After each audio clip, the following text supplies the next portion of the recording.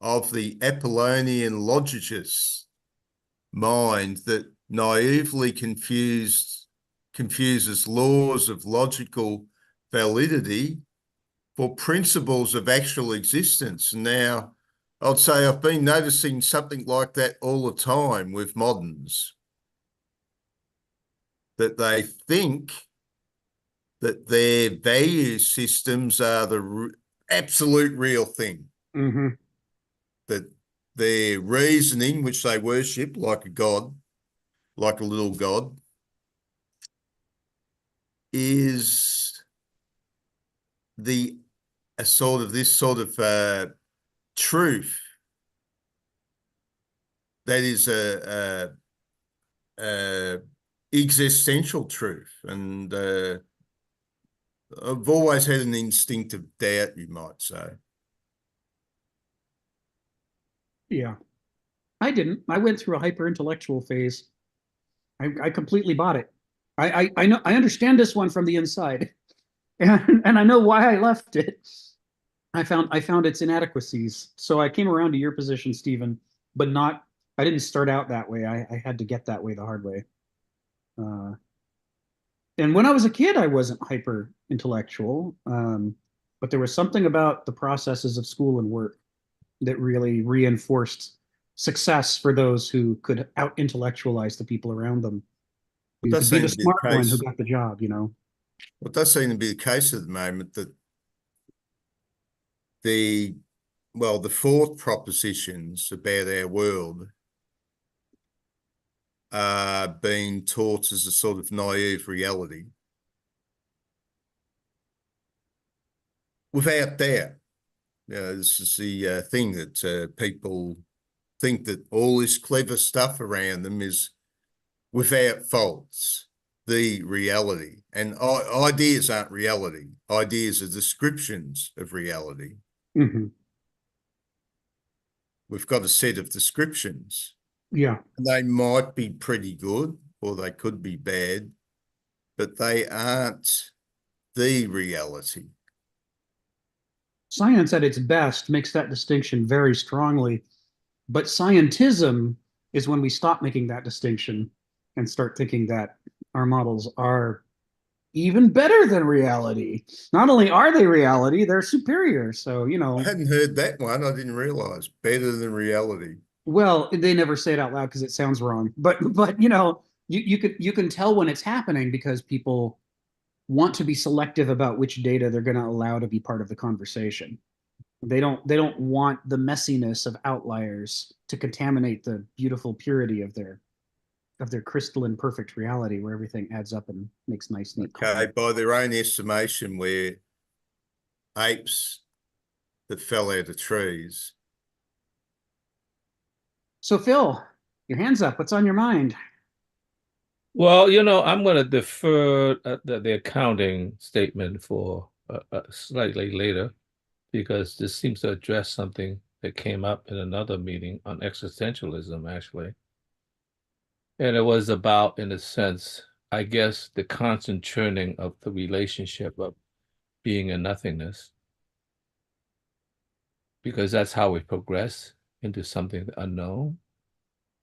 So this guy was saying something that was very interesting. He said, yeah, this is sort of the way that we claw our way into understanding, but there is something sort of appealing about the fact that this constant churning of uncertainty and reaching into the unknown to, in a sense, bring the unknown into being is so exhausting that one could see the appeal of, let's say, nothingness has a kind of appeal of its own.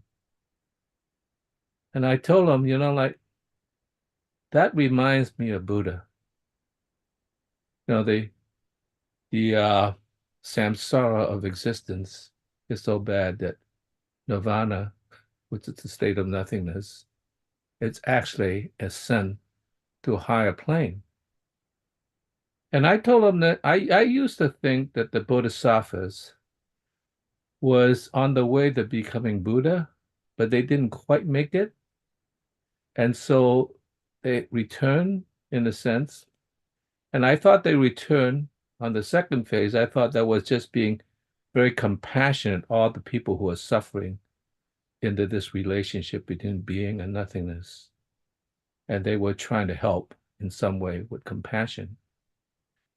And I said, after you said that, now I think of that the Bodhisattva are really a higher being than Buddha, because they went to Nirvana and they came back not to help people through compassion, but to create a deeper understanding that samsara is nirvana. That was a very, very interesting recycling back to existence. Having been to nothingness, samsara, the constant struggle, is nirvana. Nirvana is not nirvana. So that is a very, very interesting relationship, how we think of death as the release from this tension of existence, but in fact, coming back, as the Bodhisattva does, is to realize this is the real being, not the nothingness. So I wanted to say that because this topic seemed to bring it right up in that relationship. That relationship between nothingness and being is not in nirvana, but in being itself. So that Bodhisattvas were wiser than Buddha, which is a funny turn in the religion, you know? I call that neo-Buddhism. I just coined that phrase. It is really neo-Buddhism, that in some sense, you come to realize, yes, we're back into the Tao, and in some way. All right, that's it. That's the first gem of wisdom I learned in the past week.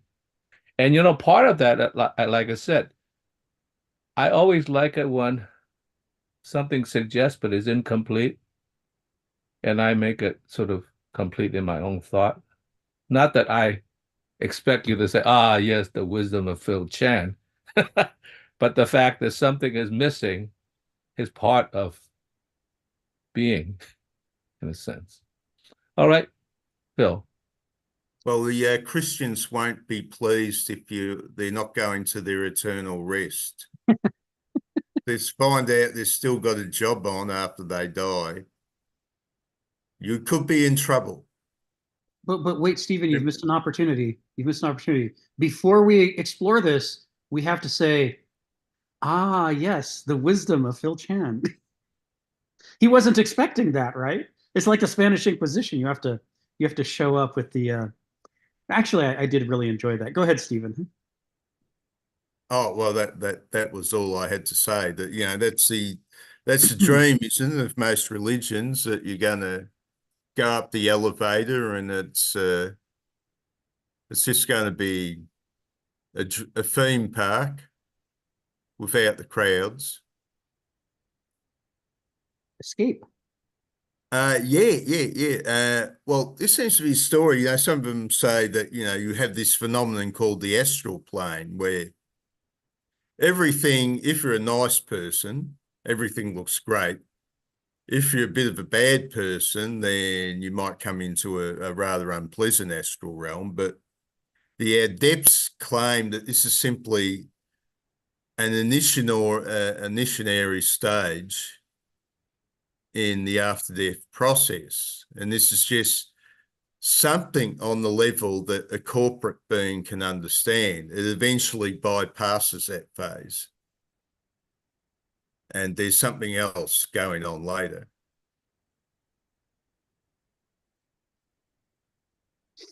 Lot of work's been done by people to speculate about and write books about and promulgate ideas about what happens after death.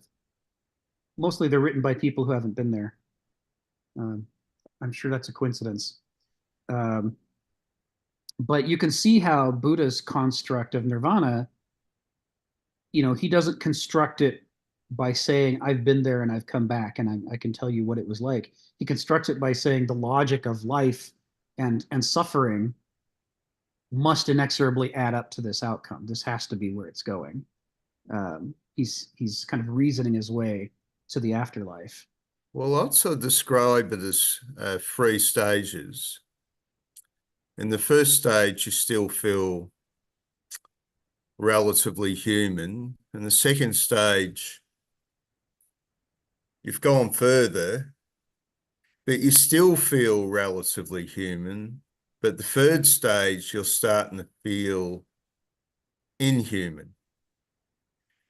And I'd simply guess that your ability to feel human relies on physical incarnation.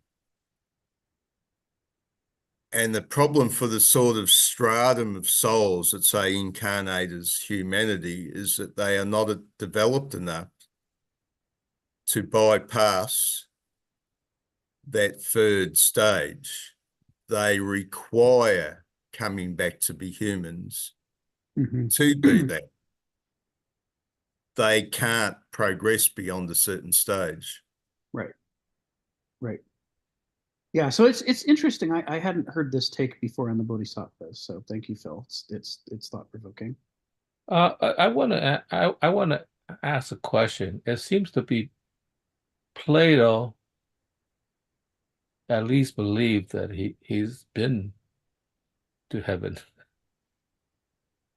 I'm not asserting that, but there seems to be an implication of this because the forms are in this pure stage.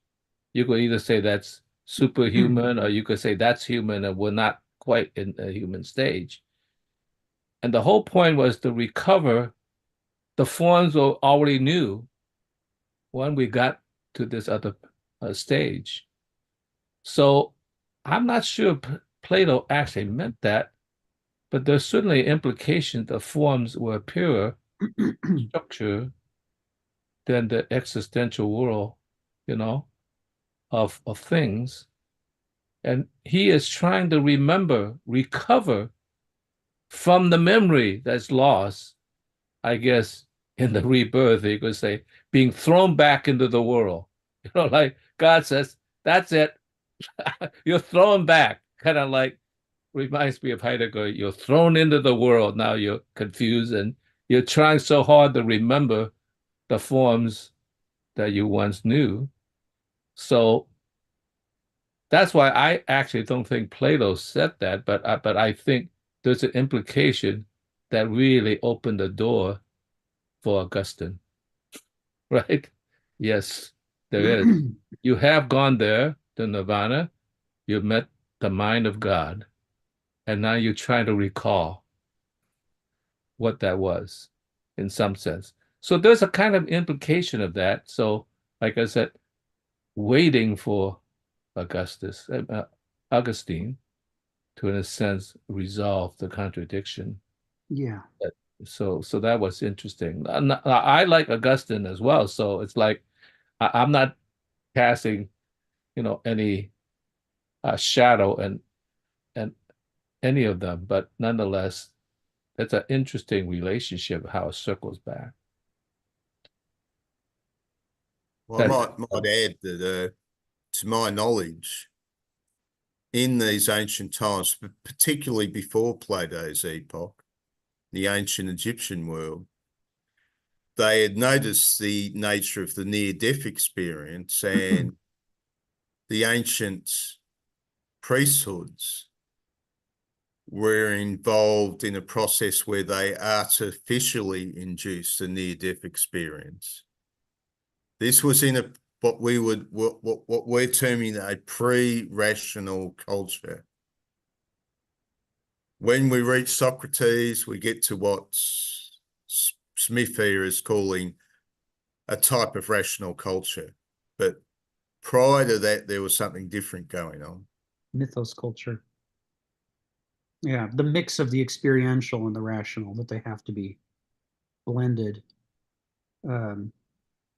There's a rarely quoted Heraclitus fragment It's rarely quoted because no one's exactly sure what he's talking about, where he talks about a sacred drink that's made of barley and water and has to be stirred.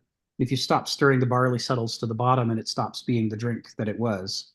But we don't know exactly what that drink was, or we suspect it came from the Eleus. He's talking about the Eleusinian mysteries, and that there's a stage, in the in the experiential process they go through, not unlike what you're describing, Stephen, where they end up having to stir this thing while they drink, and they're learning something about how the flow of life, and the intermixing of opposites into a new form can only be accomplished through the energy constantly going on.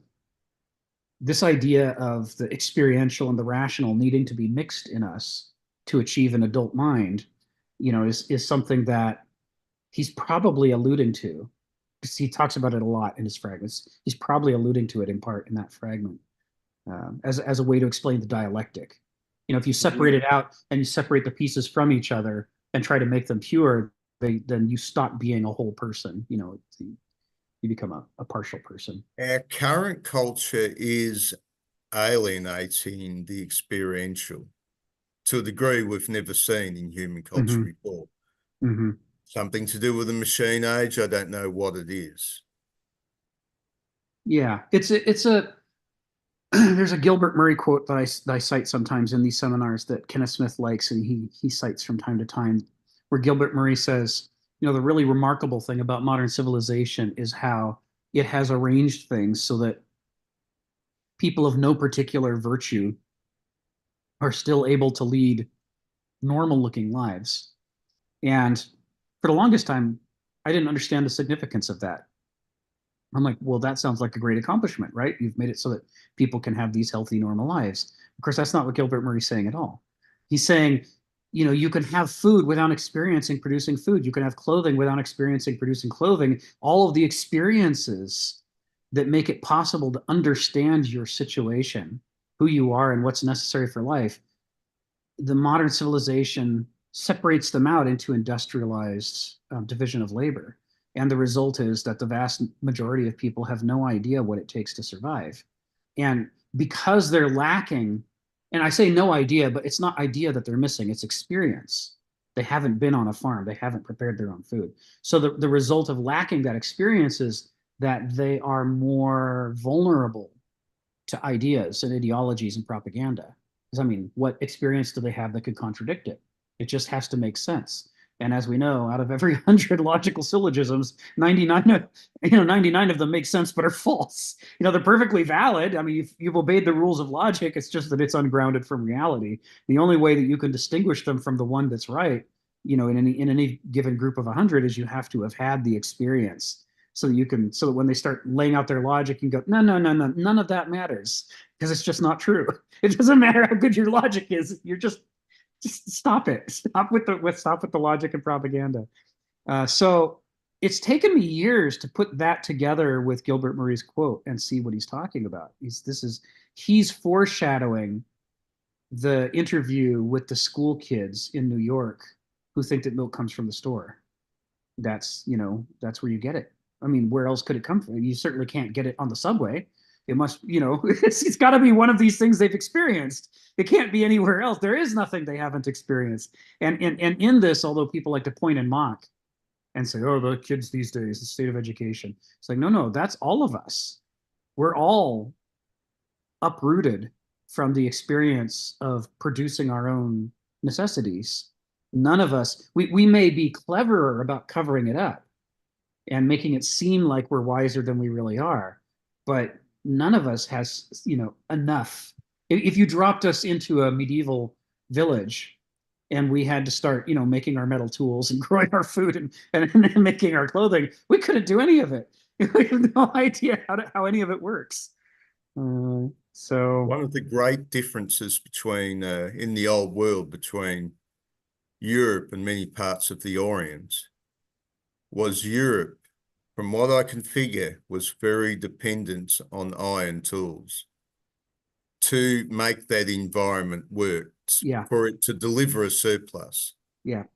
you're in the river civilizations of China or India or the Middle East, certain places, yep, you had an input, you got a fantastic output, but in Europe it didn't quite work that way. Not until iron tools, until iron really arrived on the scene, do we see civilization moving into Europe. Yeah. Thank you, Stephen. Phil, and then I think I'm going to take us to the text. Go ahead, Phil. Yeah, I'm gonna bring out my second insight, which it's about accounting, which is sort of interesting. And I got this insight on a Kant meeting, but it's really related to Western mathematics, and how deeply embedded Western intellectual history is embedded in mathematics. And it's like I always wonder about that, and it's sort of interesting. It seems to be the basic structures of Western thinking. And I'll start out by telling a very funny story. About 4 years ago, I was watching this program. There's a series of programs about a guy who goes into businesses, usually small businesses, maybe medium-sized, but not huge businesses, to give them advice about how to improve. They're not doing very well. And there was one scene, of course, this business, he was getting a lot of argument from the owner, to do this and do that. The owner is not accepting it. Finally, he decided, I'll have to take a look at the accounting department. Okay. And so one of the helpers there, the workers there, says, I'll go into the office of the boss. And he went in, and indeed she was accounting. She was accounting the dollars that she made. That's what I mean, accounting. Oh yeah, she's accounting. So that was the accounting department. I said, oh my God. Like, okay. Like, but this gave me an insight, and I just finally connected it, like what the Greeks provided was a theory of mathematics. Before that, the Babylonians certainly, and the Egyptians, they knew mathematics. It's a tool, and they understood. I mean, they built pyramids, by the way, all sorts of things. But they didn't really have a theory that held it together, that floated above that as an abstraction. And we got into this thing, and the guy who was conducting the meetup was talking about Kant. And Kant was thinking about, like, he looked very carefully at the number 5 and the number 7. And he did not see how 5 contained the concept of 12, nor did 7 contain the concept of 12. So at that point, I said, well, wait a minute. I said, what if you start out with a large number? Okay. Let's say 12, the large number of 12. I said, seems like 12 does contain the concept of 5 and the concept of 7. Unfortunately, as human beings develop, we didn't start out with large numbers. I know how primitive people are, there's 1, there's 2, there's 3, and there's many. And that's an abstraction. There's many, like there wasn't 312. I mean, even today we go to a party, unless you're accounting. You don't go to a party and somebody, well, how many people there was? A lot of people there. That's how you would say it. The counting would, I guess, go from room to room and counting them and say, well, there's 312 people. Right? So the supremacy of mathematics is that you have to establish a large number. And once you have a large number, then you have a system And that system, it's accounting, right? You're counting now, and you could place the numbers where they belong. And I wonder whether you have this whole system now that's sort of floating above, and it's real in one sense. But I wonder, like, there is a concept of equivalencies, like the equal sign. But is the equal sign the same as the triple bar identity? And is it real enough that we could replace the equal sign with the triple bar of identities? And I begin to wonder, like, how firm is this structure? It certainly is something that has been very, very helpful to us. I'm not at all, discounting the logic of mathematics in intellectual thought. But there might be a gap between the equal sign and the triple bar. And we have that throughout. You go and you got the money, and therefore it's equal to 2 bushels of corn, you know. But it's not the same. It's not the same. And so we relied it on the equivalency so far that in some sense, 1972, when Nixon took us off the gold standard, it became a fiat currency. The numbers no longer match. $10 20 years ago is not the same as $10 today. It's the same damn bill, but is a equivalency that is no longer even equivalent. So I see that, like Donald was very curious because he's a mathematician, so this should be very deep. And I wonder whether to what degree we should trust it as a system. It is a very important system. I'm not going to discount that. But to say that that is the same as an identity of existence. So there might be the gap that in some sense, even with that, like I said, I was always curious, like, the Greeks never believe in a zero because they just didn't believe there was nothing, right? That was a very late adaptation. And so to the degree that we created a mathematics is so strong that we believe in it so strongly. And by the way, I do not disbelieve in it. So please, I don't disbelieve in it. We might have to think that there is some relationship with the equal sign, but not an absolute triple bar in relationship with what the math is and what being is.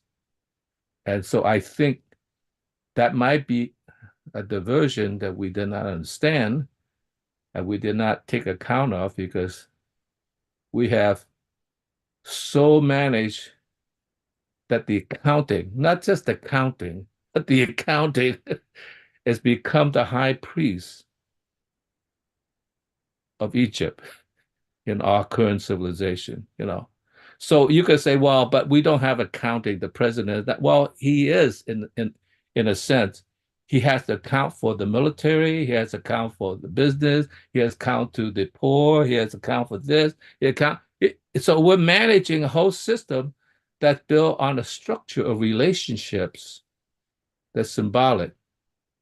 So the symbolic, how should I say, this symbol system has, in a sense, displays the material existential system.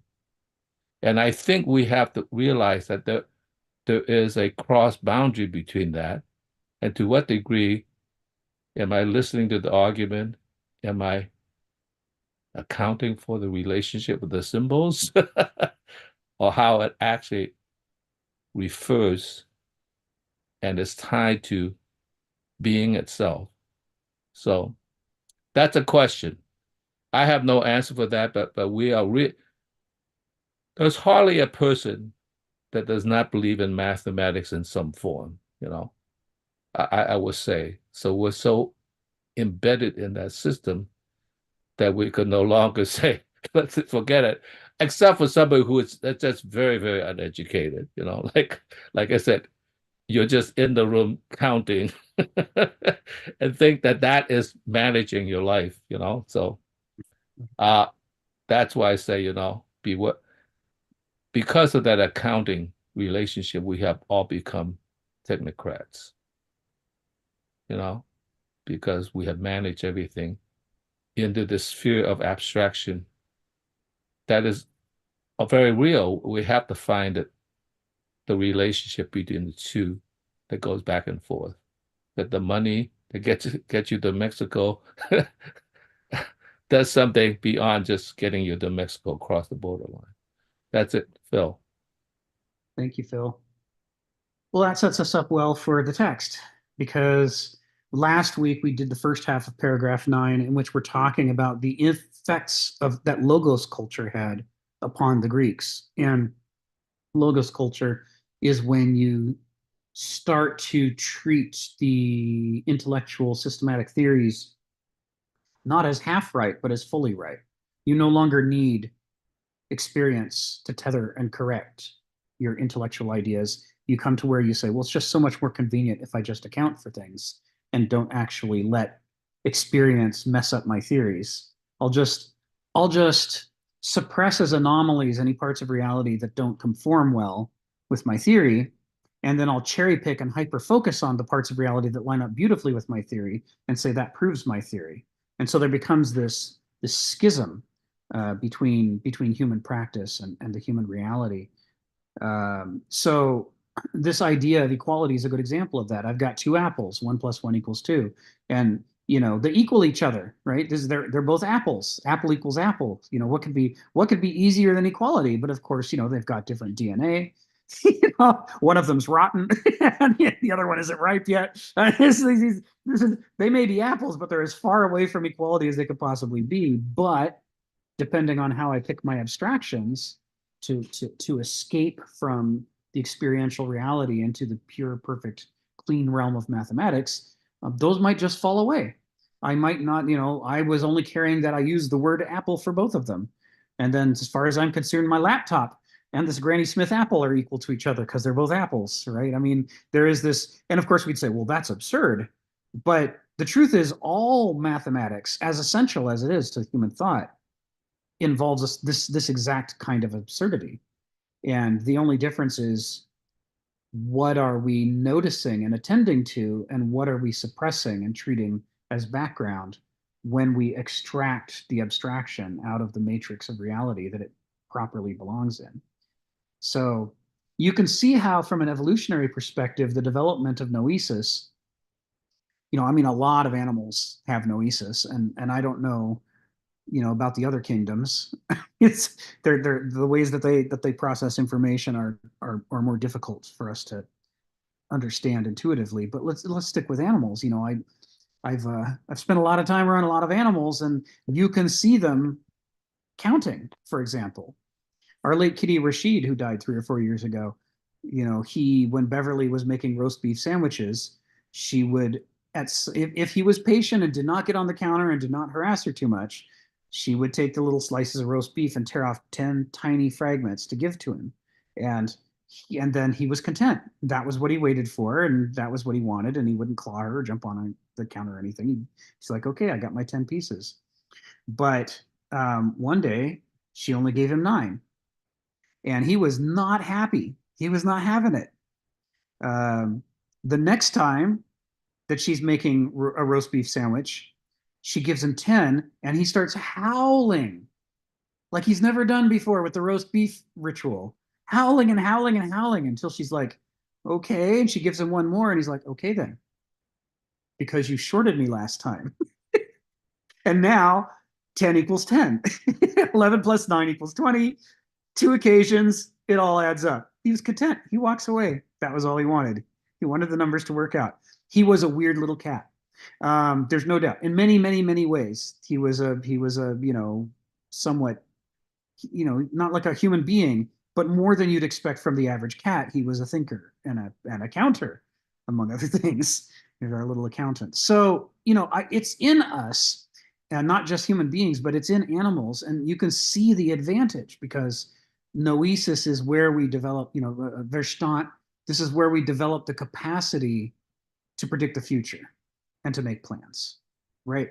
That's where we say, I'm going to extricate myself from experience partially so that I'm not entirely in the moment, but some part of me is going, what if I don't want to be hungry? Maybe I should plan ahead to where I'm going to go get my food. See, I see Donald eating right now. Somebody planned ahead. Right? That's noesis in action. And it made possible this lovely gnosis he's experiencing right now. If it weren't for the noesis, he might have been sitting there without any food at hand, and that would have been harder. But the problem with logos culture comes when we schism off and start treating noesis as its own reward, as its own self-contained system. Instead of being half right, it's like, yes, there are two apples, but there's more to the picture. We start treating it as entirely right. You were supposed to produce 2 apples today. You produced 2 apples. We're done. The fact that one of them's rotten and nobody can eat it, that doesn't matter. Then you said you wanted 2.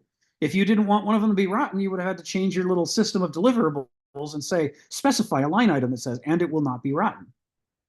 But then even if you did that, there's still 1,000 other ways it could go wrong because you're working off an abstraction instead of off of reality. So this is logos culture. And so he's talking in the first half of this paragraph about the way that it has a greatly reduced regimen of authority. He's saying, when you disconnect from nature, you remember in the very first section A, it's nature as becoming and as intrinsic truth. And as intrinsic truth, that means nature has authority. Nature is a source, not just of truths, but it's a source of authority. What is real can help to validate whose argument should be treated with authority and whose argument should not. So what happens when you disconnect from reality and you become more focused on your laws and your elections and your accounting of your money is that you are untethering your decision-making from authority. And so your decision-making begins to have a lower and lower quality, and the results start to have a lower and lower healthy outcome. We talked last week in this about how this is related to the heuristic role within a mythos culture, where their role is to bring together noesis and gnosis in order to really explore the difficult questions of life, and then figure out how to translate that back into the idiom of people who aren't Aristoi. And that's what myth is for. Myth is an act of communication between the bodhisattva who has gone out and perceived these deep things and the people the bodhisattva comes back to try to explain it to them in a way that they can understand so that they can incorporate that wisdom into their lives. Right? The goal is to lift the bottom and try to make it so that people are more likely to behave in healthy ways. But in a logos culture, among the things that happens is the growing contempt for reality includes a growing contempt for thinking that is polluted with mythos, polluted with gnosis, right? It's not pure noesis. The Aristos insists on interrupting the flow of noesis, the logic of the argument, to go, but wait, that's not right. I mean, I know it looks logically valid, but we know from experience that's not true. And the pure logician says, I don't care. You can't interrupt the flow. These are the rules of logic. You have to take it where it goes. Like the legal system. The law says you have to do this and you can't do that. If you violate the law, then you're wrong. It doesn't matter if the law is not actually mapping reality all that well. The system is the system. So like the Supreme Court said 30 years ago, yeah, okay, maybe the guy's innocent, but it doesn't matter. He should be put to death anyway because he had his day in court. And we can't mess with the gears of the law. If you screw with the system, it calls into question the respect for the law, and we can't have that. So he's guilty de jure, which is more important than whether he's innocent de facto. So we put him to death. This is noesis and logos culture in action.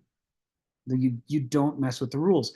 And the thing about an Aristos is that an Aristos is equivocating, constantly going back and forth between two different sources of information to see how each one critiques the other. And that means they're pissing off the douloi by interrupting the beautiful flow of experience with these interjections about the bigger picture. And they're pissing off the intellectuals, the Banausoi, by constantly screwing with the law and screwing with the logic and the math and everything else to go, but look at this anomaly that doesn't fit that picture. Maybe our theory's wrong. Maybe our law's wrong. Maybe you shouldn't be president. Maybe that guy shouldn't be a billionaire. You start getting in and mucking about with the tidy flow of power, iteratively incrementing as the gears turn. And you get a lot of very powerful people angry at you. And next thing you know, they're making you drink hemlock.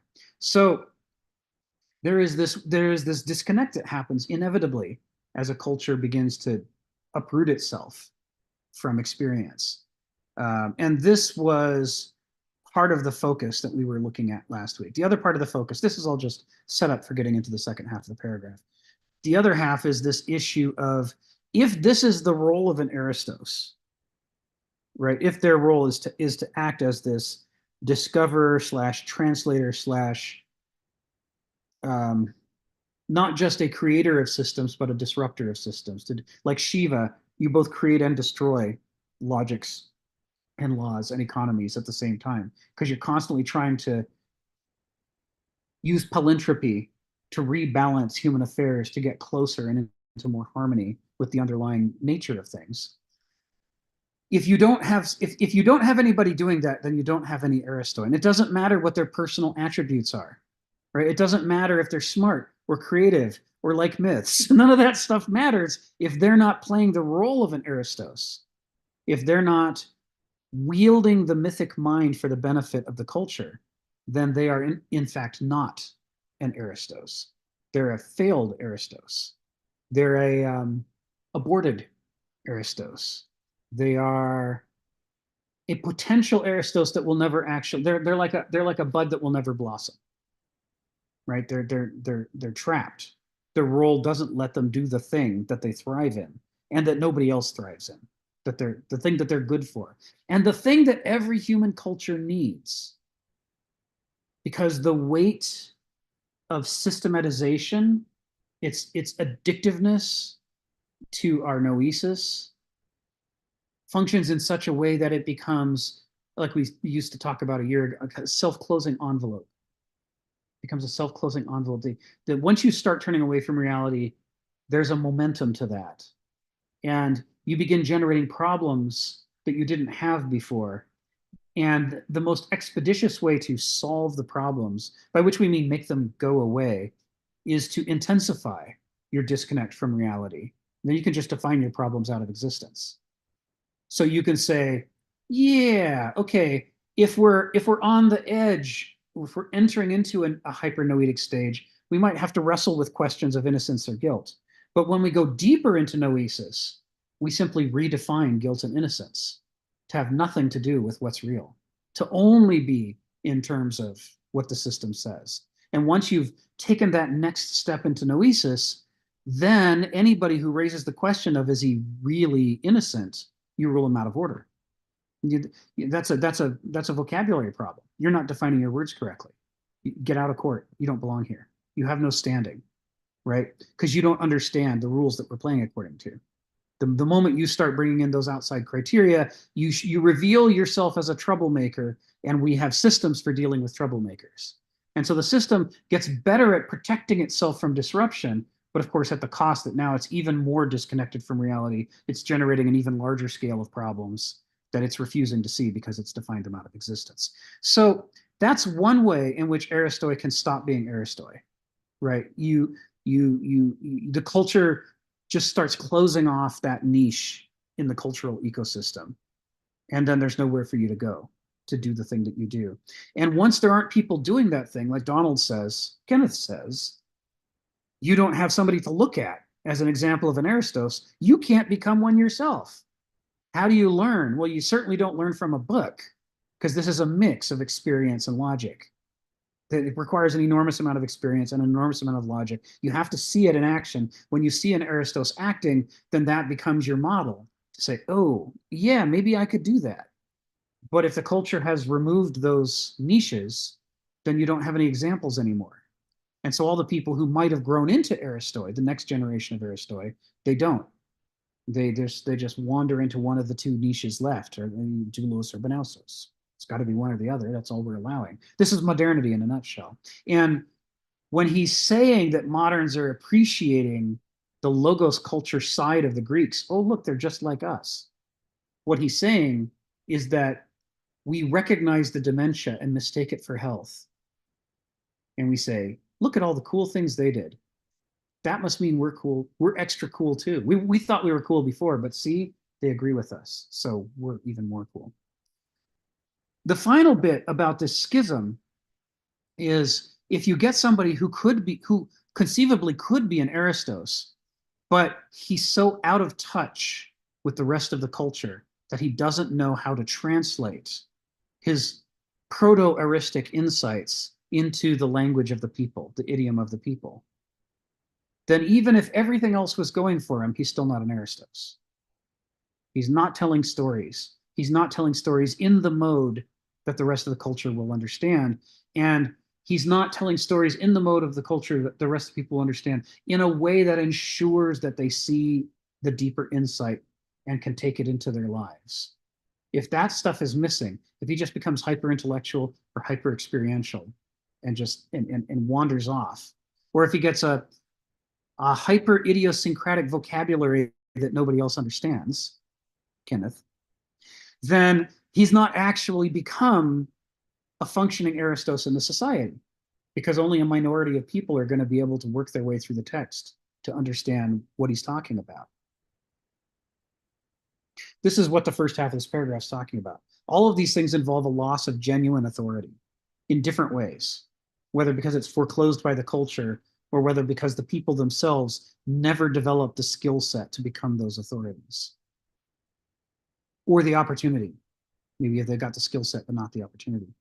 Somebody like Kenneth has a particular struggle on this area. And I'm not picking on him. I'm using his own descriptions, but I'm applying them to him, which I think he would approve of, because, you know, to be an Aristos is to equivocate and to pick on yourself as much as you pick on anybody else. So what I'm going to pick on here is this issue.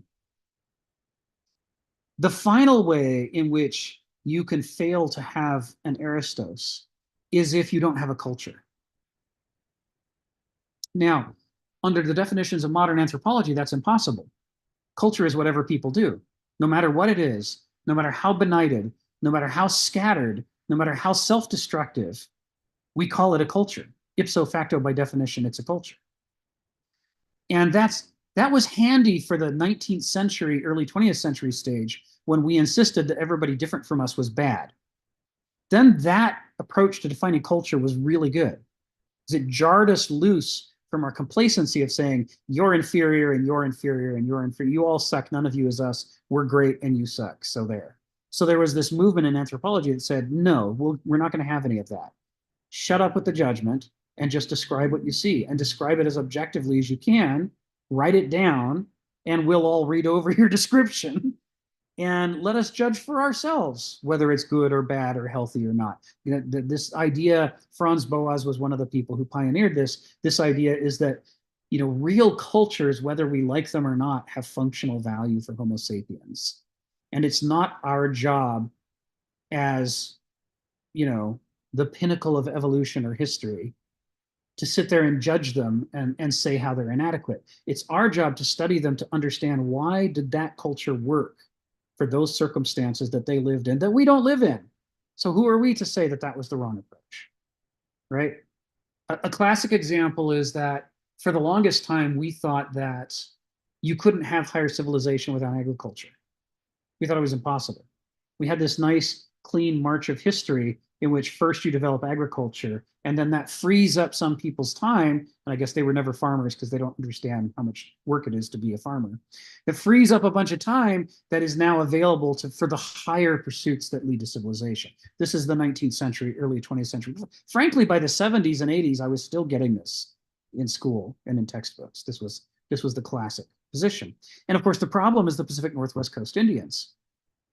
They're living in a part of the world in which there's so many fish in the rivers. There's so many berries on the trees. There's so many deer in the forest. It's like you could hardly throw a rock without knocking over a deer. They did not need agriculture. And they developed this high standard of religion and art and song and dance and weaving and sculpture. I mean, all this stuff that they did. And it's because they weren't living in a borderline area in which you had to work, day and night in order to scratch out a living. They were living in an area in which it was raining food on them all year long. All they had to learn was, how to not be complete idiots, and they had plenty of free time left over to develop higher culture. So, Franz Boas, who worked with the Pacific Northwest Coast Indians and wrote ethnographies on several of the different groups, was a big force nationally in anthropology in making this argument that you can't impose your preconceptions about what does and doesn't count as a culture, or you're going to misunderstand what you're seeing. You'll fail to understand why the Kwakiutl don't need agriculture in order to have a high culture. So it played this really functional role in the early 20th century, but where it gets later on is it gets to a position of we're willing to call anything a culture, including when we're behaving in ways that are completely incoherent and self-destructive. We'll call that a culture too. And Franz Boas, he didn't see, you're right, he hadn't seen the Holocaust. He hadn't seen mutually assured destruction. He hadn't seen all these late 20th century developments, mid to late 20th century developments. He didn't know how far off the rails someone could go. And the argument that he was making was against people who thought that other cultures went off the rails, but our culture was the good one and the real culture. But like Paul Valéry writes about in the wake of World War I, there was an enormous loss of faith after the pointless destruction of World War I, in which a new possibility began to arise, a question that outside of Nietzsche and a few others, you couldn't find anybody really taking seriously, which was, what if the problem isn't out there? What if the problem is in here? What if we're the ones that don't have a culture?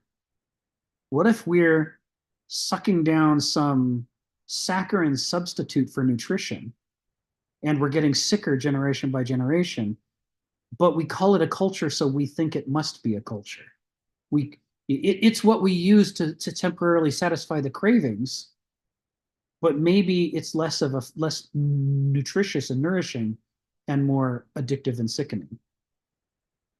All of this background, I know I've been talking for a long time. I'm going to call on Stephen in a moment. All of this is background to why he's talking about what he's talking about here in this first half of the 9th paragraph, which we went over last week.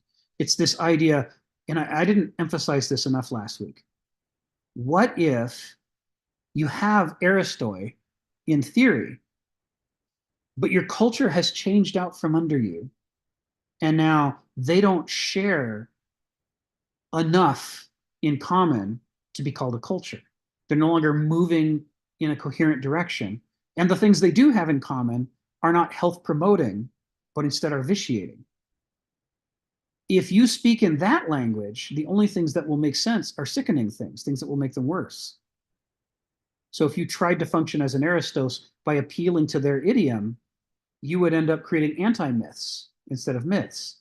They'd be telling you about how great it is to have a big ego, how wonderful it is to disconnect from reality and escape. I mean, all of these things that the classic myths are trying to warn you against, an anti-culture would demand anti-myths that said the opposite, that rewarded us for, that praised us for our appetites, rather than warning us that we have to be cautious about what we want.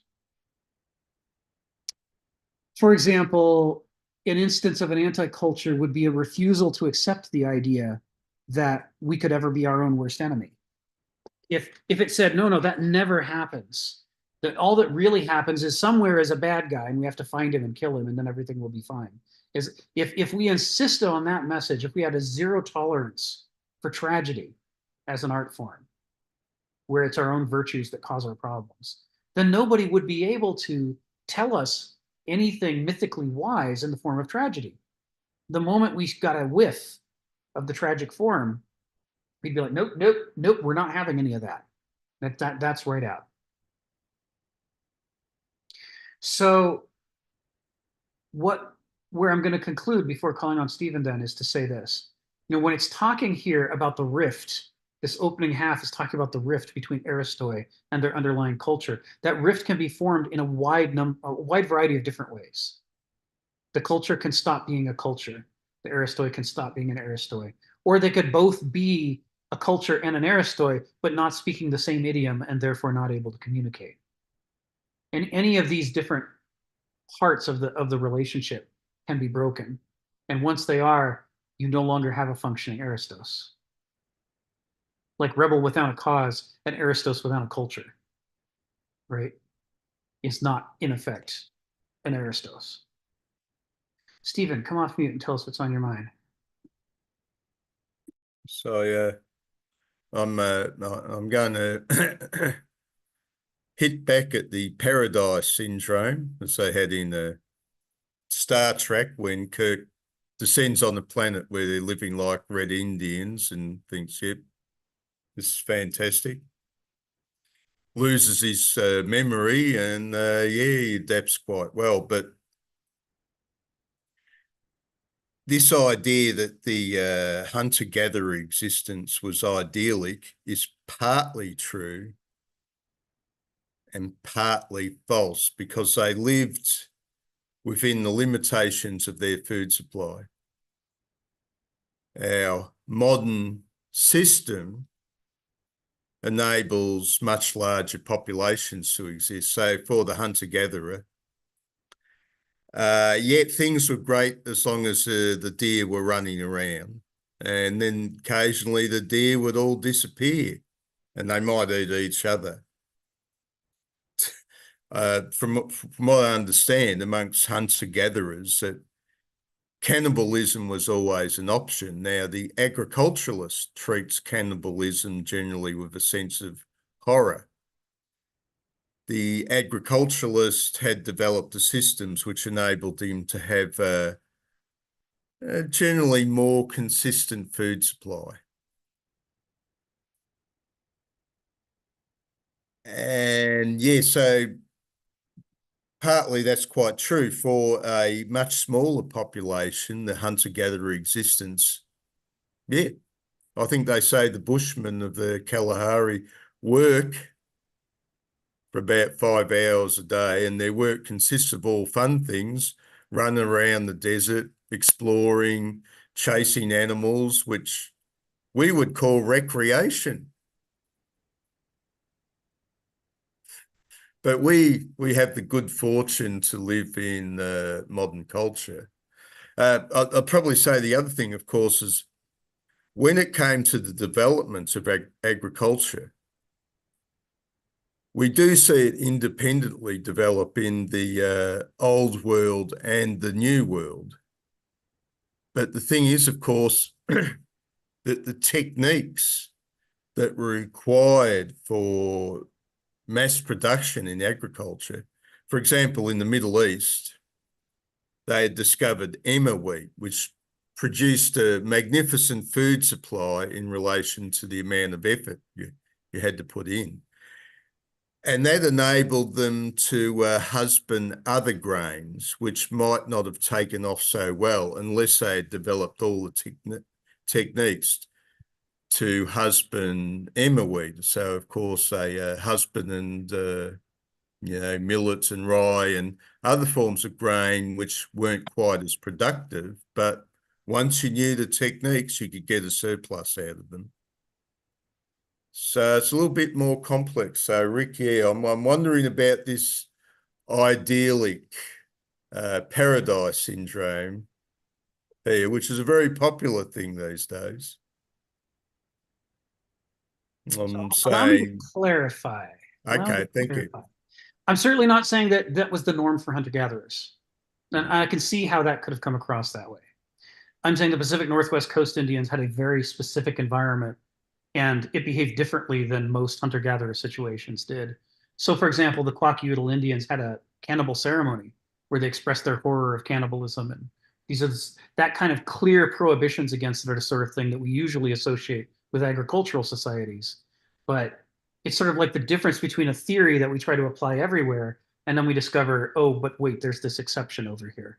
It's like an intolerance of exceptions is one of the signs of an ideology at work.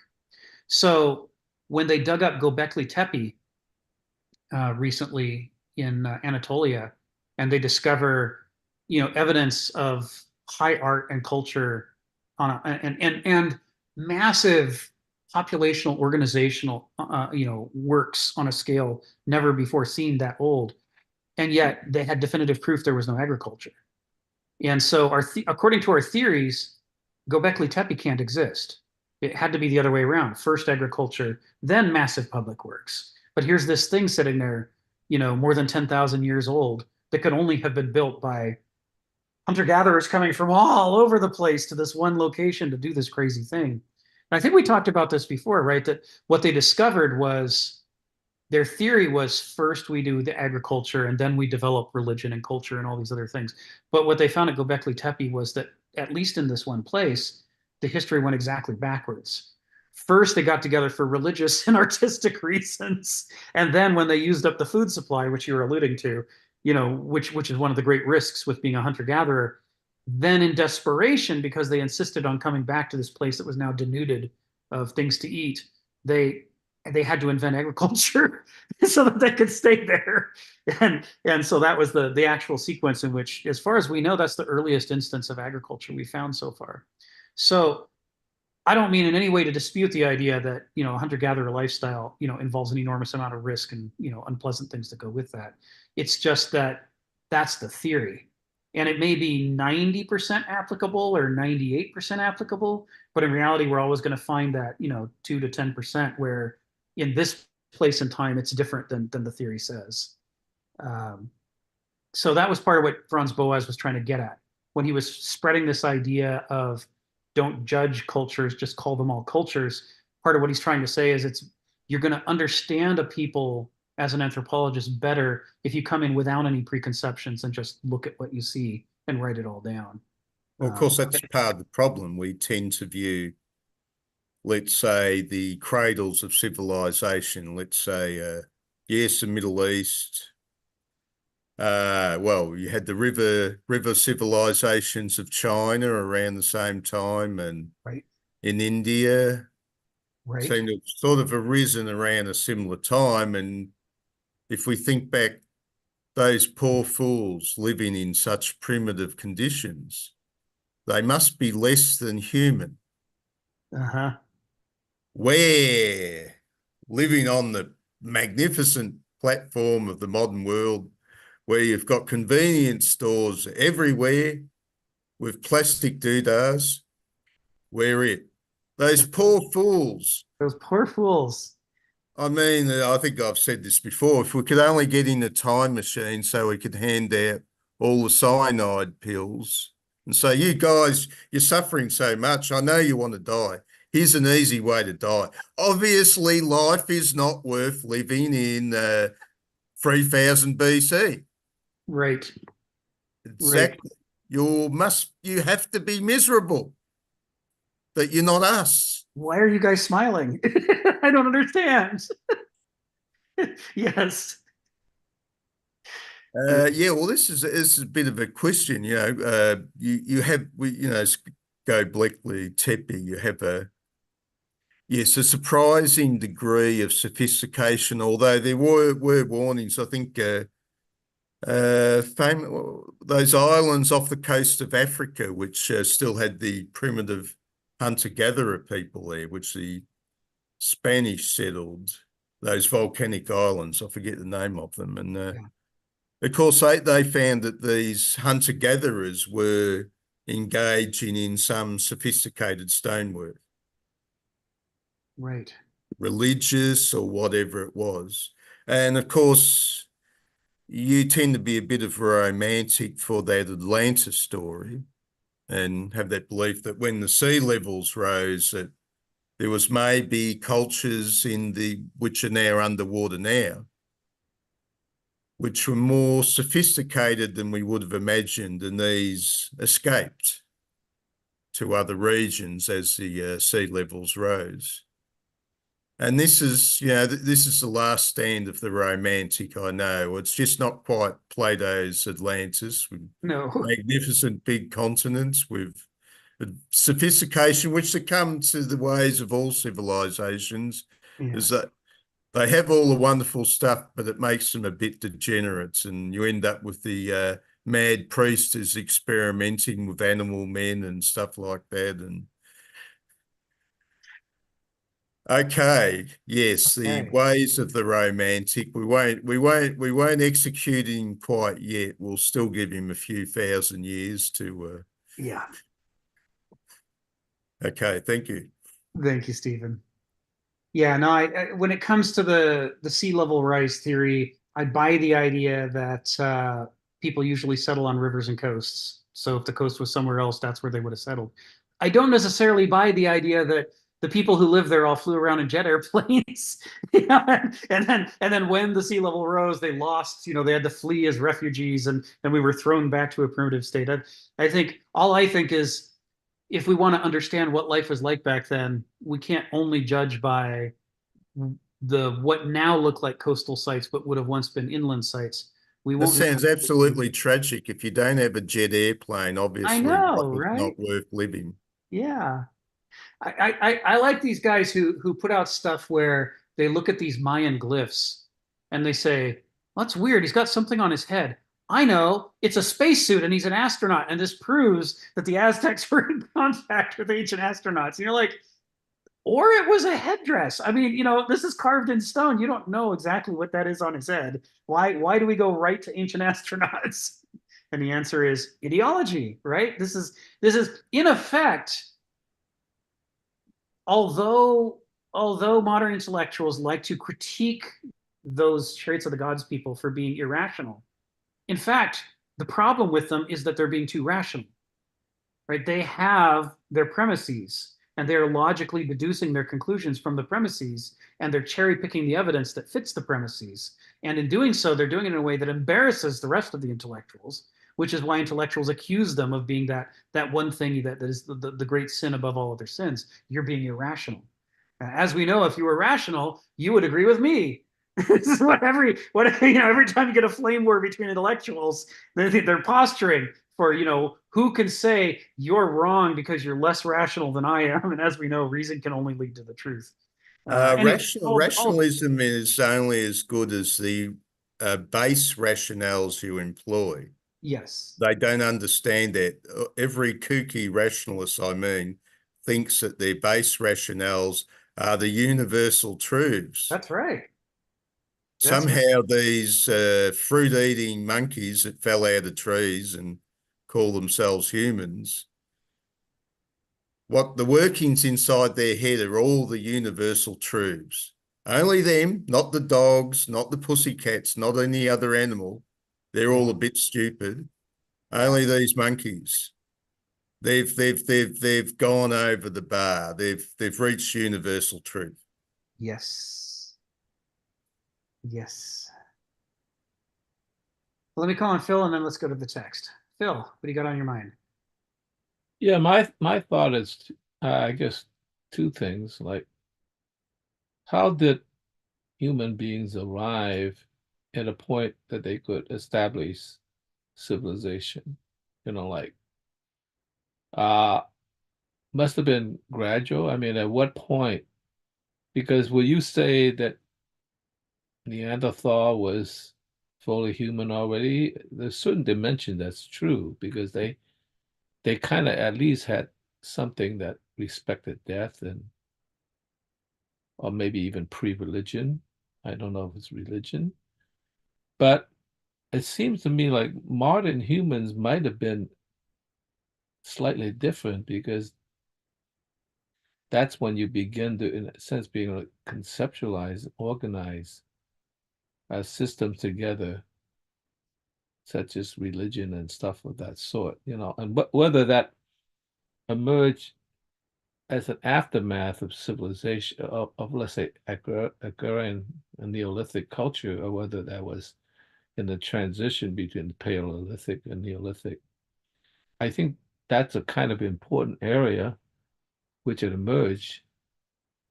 And the situation is somehow emerged in a way that, in some sense, it began to develop these pockets of civilizations that was quite distant from each other. So there was plenty of space. So space becomes an important thing. And of course, human beings, once they have developed that ability to organize, because I'm thinking of Neanderthals. I might not understand them. It seems to me the tribe might be 15, 25, maybe at most 50 people.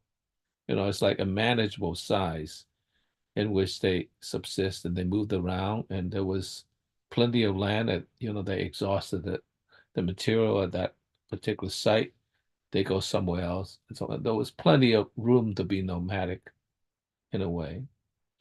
And when you get to a point, that probably, particularly in the Levant, but maybe Anatolia as well, is that in some sense it became more and more crowded. So you have to develop these sort of mass civilizations, beginning to be large cities. So I'm sure Babylon at one point was pretty big. It wasn't as big as Rome, but it was pretty big. And so you have a division of labor and all that stuff.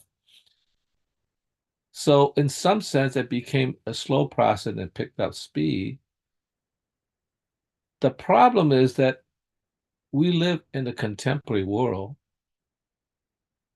and it's good to reflect back in that era. I myself do not believe that I could ever live or enjoy living in the Paleolithic period. I admire them and accept that. I could hardly get myself to move to another city, let's say in Idaho. You know what I mean? It's like, yes, I could do it, but I would have to abandon all sorts of things that is creature comforts and also conceptual comforts, with me, like I might not be able to get reception to attend, this meetup in Idaho. Who knows? I mean, so the mere fact that we even romanticize the primitive culture in any form is outrageous because we could never bear it. Like, yes, they are good.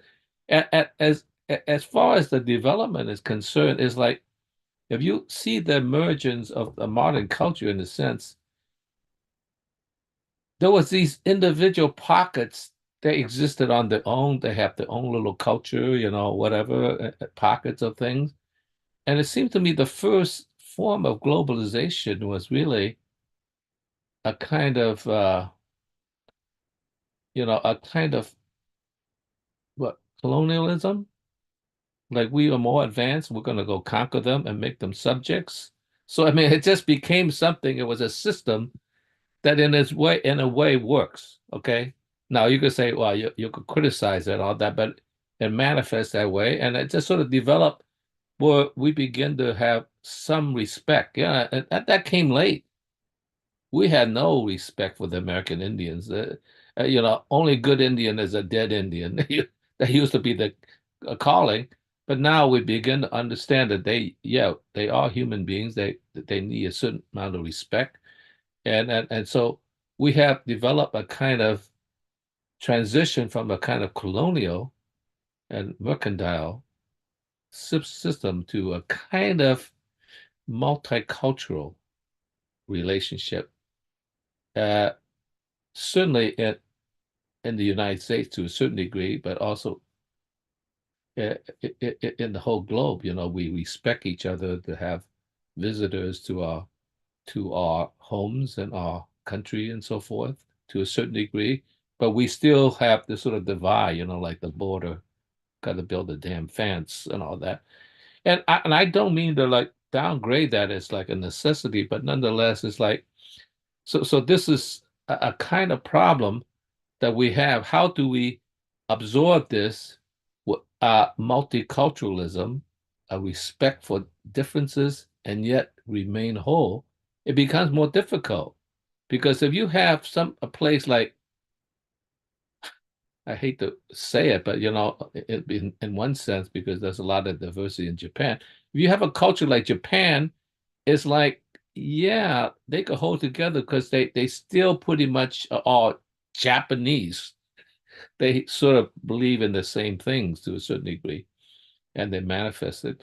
But in the United States, we have so many tribes and so many differences, and we respect that. It's very, very difficult.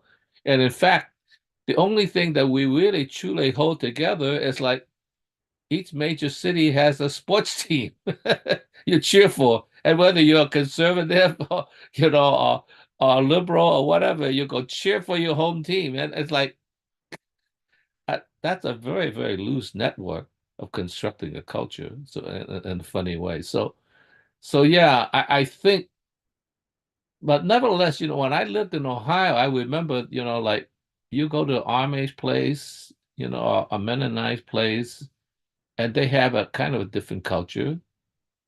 And we have enough respect, at least at the moment, to let them be. I mean, we really dislike them. We just run them out of the country. And like the fact that we have enough tolerance for that is important for a multicultural setting. Otherwise, like, and I think that is being tested right now, whether we have the tolerance to even sustain that. And my thought, I sort of developed this metaphor. I was just yesterday in a different meeting. I forgot what it was, in which it was, you know, I think of culture as kind of like multiculturalism is kind of like a smorgasbord. You could go into a restaurant. There's many, many different things you could choose. You have the freedom to choose, take whatever you want. But a smorgasbord is different from fine dining. In other words, Leo, you really are much more precise how to organize the things and what to put together. And I wonder whether how you see the difference between, on the one hand, should we go to fine dining, which is sort of somewhat restrictive in a structure, to we just go to a smorgasbord, you can have whatever you want. How do you position that? I'm thinking, is the way you position only to like have like maybe a dozen menus? You want the French cuisine or you want the Chinese cuisine or whatever, And is that a way to mediate? Because it's still a smorgasbord, but here's the items you could choose that would make it a much more unified structure rather than just sort of like, go get it. And of course, we're also ignorant. We can never really splice it together like a great chef, great whatever, uh, a cuisine expert to help us structure so that we in fact end up choosing things that clash because we're just gorgeous. And I guess if you lower your standards, if you train a culture to lower their standards, like, oh, that's good enough. As long as you got lots of it, stuff yourself, that's great, right?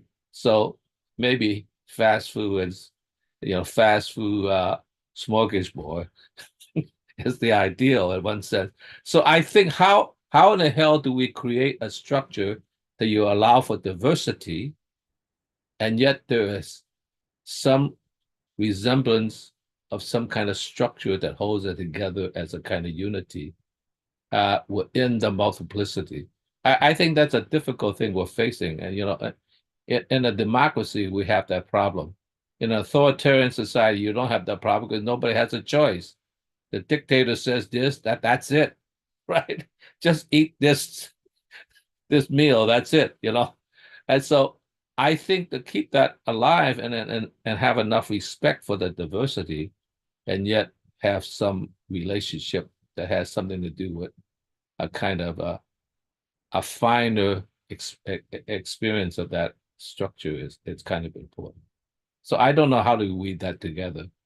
I think we need structure, but we need enough flexibility in the structure to allow for things to equivocate to a certain degree, like and like a hard city grid is maybe a little too restrictive, but on the other hand, how do you structure in the flow? Do you have a control like Tuesday and Thursdays, when people go on Wednesday? How do you do it? Do you like charge certain people to use the fast lane or what?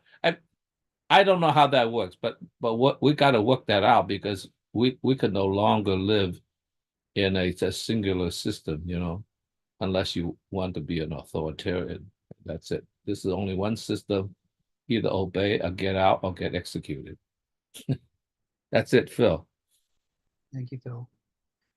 Yeah, the struggle for us, moderns are post-medievals, which means essentially we're medievals who've changed a few things. And for us, the heritage that we grow out of is a genocidal heritage that believes that the only way that there can be peace is if we exterminate every other religion. We all have to be the same thing. And if we're all the same thing, then it'll be okay. But if we're different from each other, then that will be the source of every form of corruption, and we can't have that. This is the medieval argument, right? In a nutshell. So when we look at diversity, it's hard for us to figure out. It's hard for us to make a distinction that was really easy for the ancients to make, right? Because the Greeks weren't running around trying to exterminate other religions. They were trying to add them to their own, just like the Romans would do later. That they were understanding that diversity is not the issue.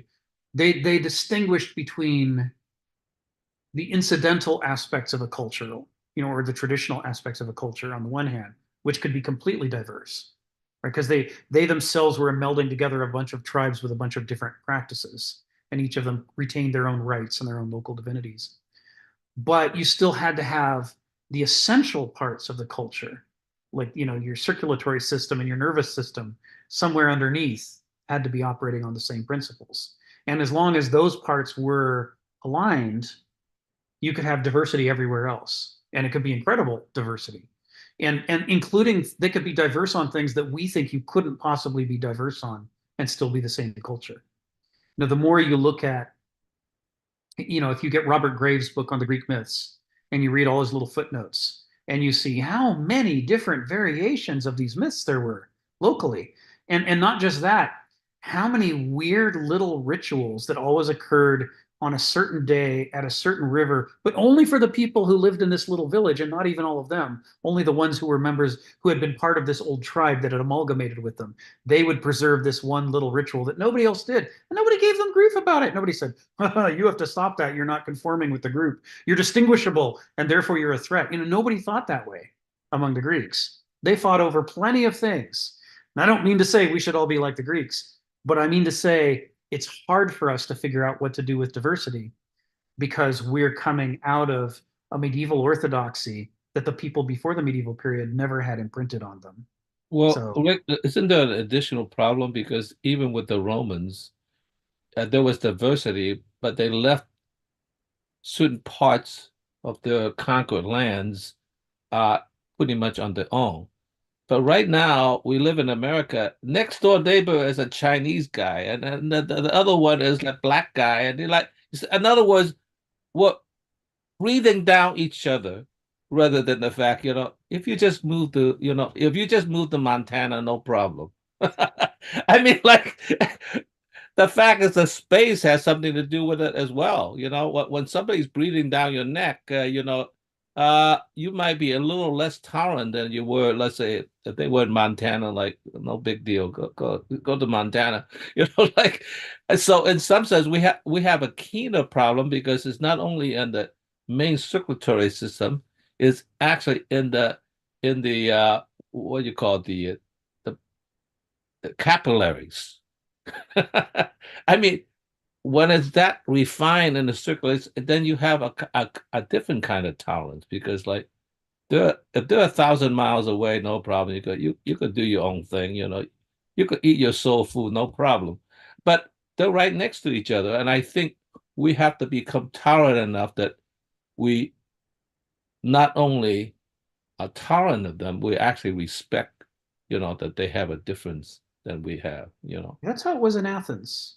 In Okay. Athens, it was a melding of a lot of different tribes, and they each did their own religion side by side. And you would just learn, okay, this is that day when my neighbors go off and do that crazy thing that they do every year, and maybe I'll watch. It was a lot like living in a cosmopolitan city where there might be a Korean population that does a festival one weekend, and next weekend it's a German festival, and you just sort of like, okay, that's their thing.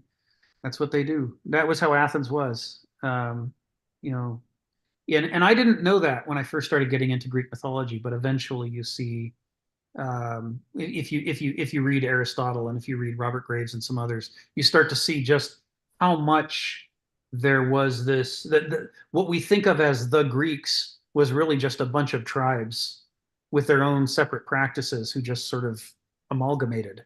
And even during the classic era of Socrates and Plato and Aristotle, they're still just a bunch of amalgamated tribes, each doing their own practices. There's a certain amount that they're required to have in common, but everything else can differ. That was the Athenian compromise. And I think most of the city-states were like that in Greece. I don't think Athens was unusual in that regard. Sparta was like that. I would be surprised. They would just throw you in the pit. So what Sparta would do is the different groups that were part of Sparta would become official institutions. So Sparta had a number of different institutions, each of which had its own practices. But that's just an extra formalized form of the same thing.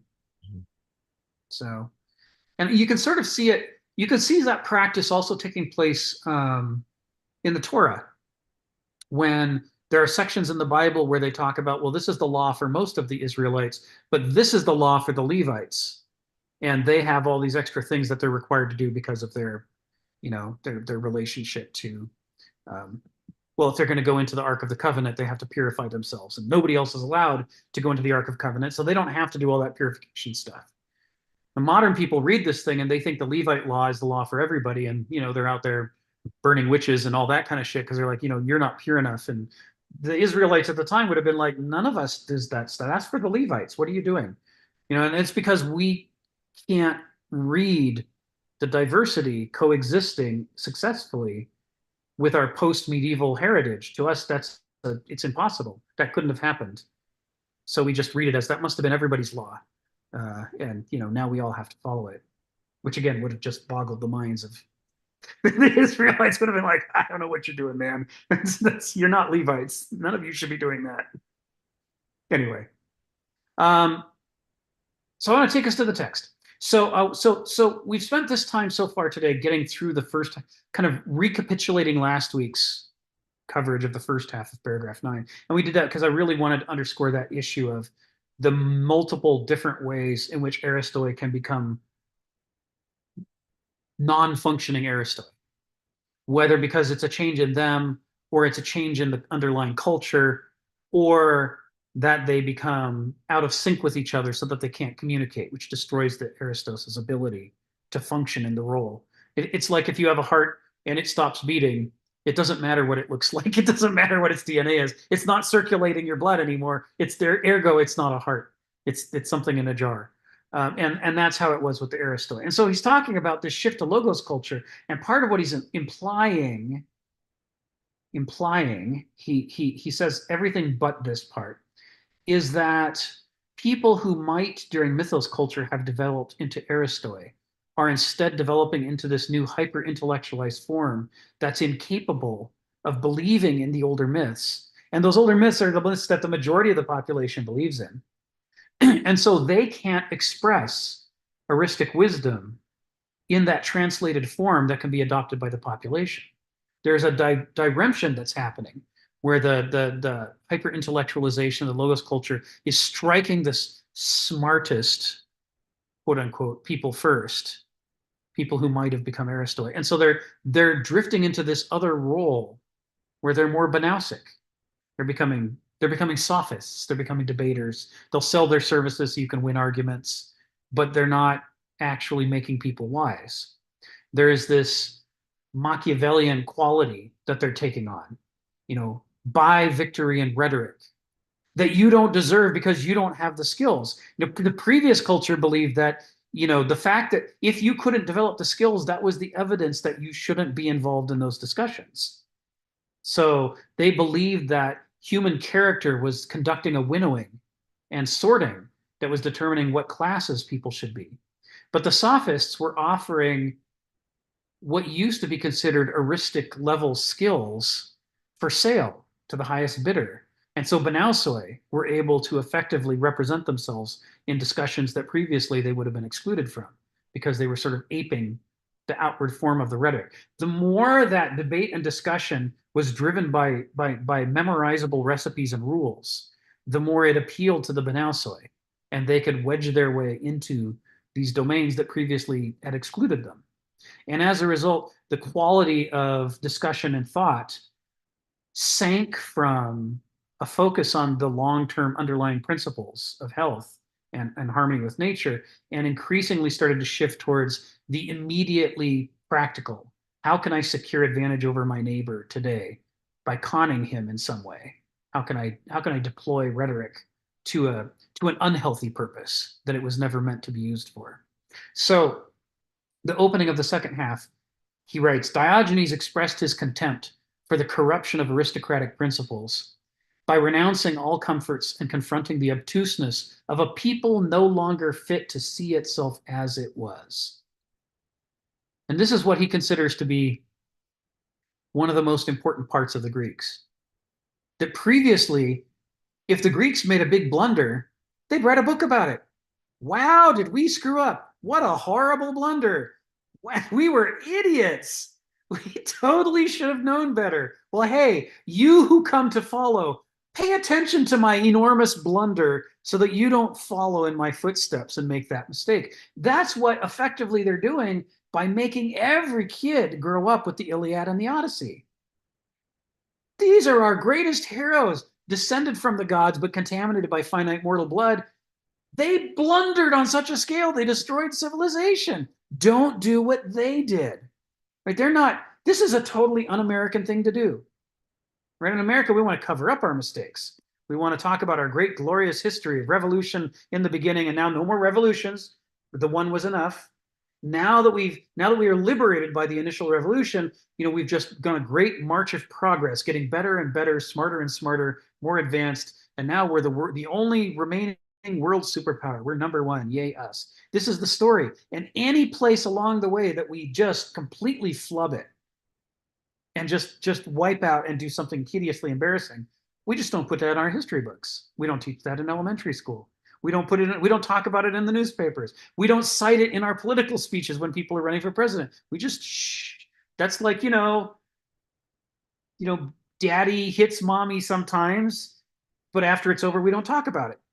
We don't confront it. We don't fix it. We don't change it. We just cover it up. There's a conspiracy of silence. And we're so used to that it's almost impossible for us to conceive of the Greeks as they, not only as Kenneth claims they are, but as they self-evidently are.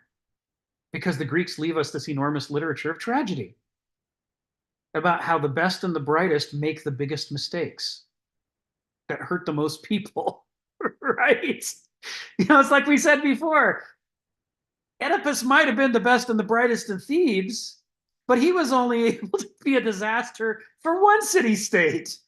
Let me tell you about Odysseus. Man, that guy was smart. He was so smart. He took down the entire Bronze Age civilization. Woo! Now that's a tragedy, right? This kind of direct, open discussion of how even our best qualities can set us up for the very worst things to happen. This is alien to us as moderns. This isn't our way at all. But this is who they used to be. And what Diogenes is saying is, by Diogenes' time, they've left that behind. And now they're deploying rhetoric for advantage. And now they're doing wars, not to prevent the Persians from coming in and enslaving them all. They're doing wars to seek advantage over their neighboring city-states. Because like Athens in the Peloponnesian War wants money. They want everybody to keep giving them the stay in the Delian League and keep giving us the money that in theory we deserve because we organized the resistance against the Persians, except the problem is the Persians are gone, the war is over, and we're still taking the money, right? So when we give these noble speeches about how glorious we are and how much we value freedom, while we are preventing you from being free, what the hell is that? Well, if that was America, we'd call it business as usual. We have legitimate interests. But what Diogenes is saying is there's nothing legitimate about it. And that our glorious city-state has fallen from nobility into contemptibility. And he's not pussyfooting around. He's saying it directly. I mean, he goes into the agora with a lantern during daytime. And they're saying, in order to draw attention. They're going, what are you doing? It's daytime. Why do you have a lantern?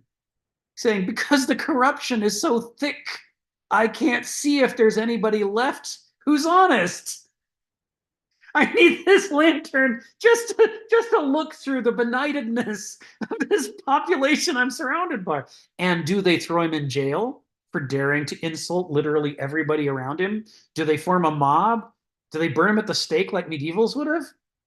No, they go, wow, that guy Diogenes. Yep, there he is. Let's write that he did that. He's shaming them publicly. And even the people being shamed are recording it. Going, yep, good one, Diogenes. We're certainly corrupt. Yes, we are. What a cracker. What a character. And, so, lacking ways to get through to his fellow men, he decides, well, then I'm not going to even live in a house, and I'm not going to wear nice clothes, and I'm not going to keep slaves, and I'm not going to do all that stuff all of you all do, because I don't deserve it.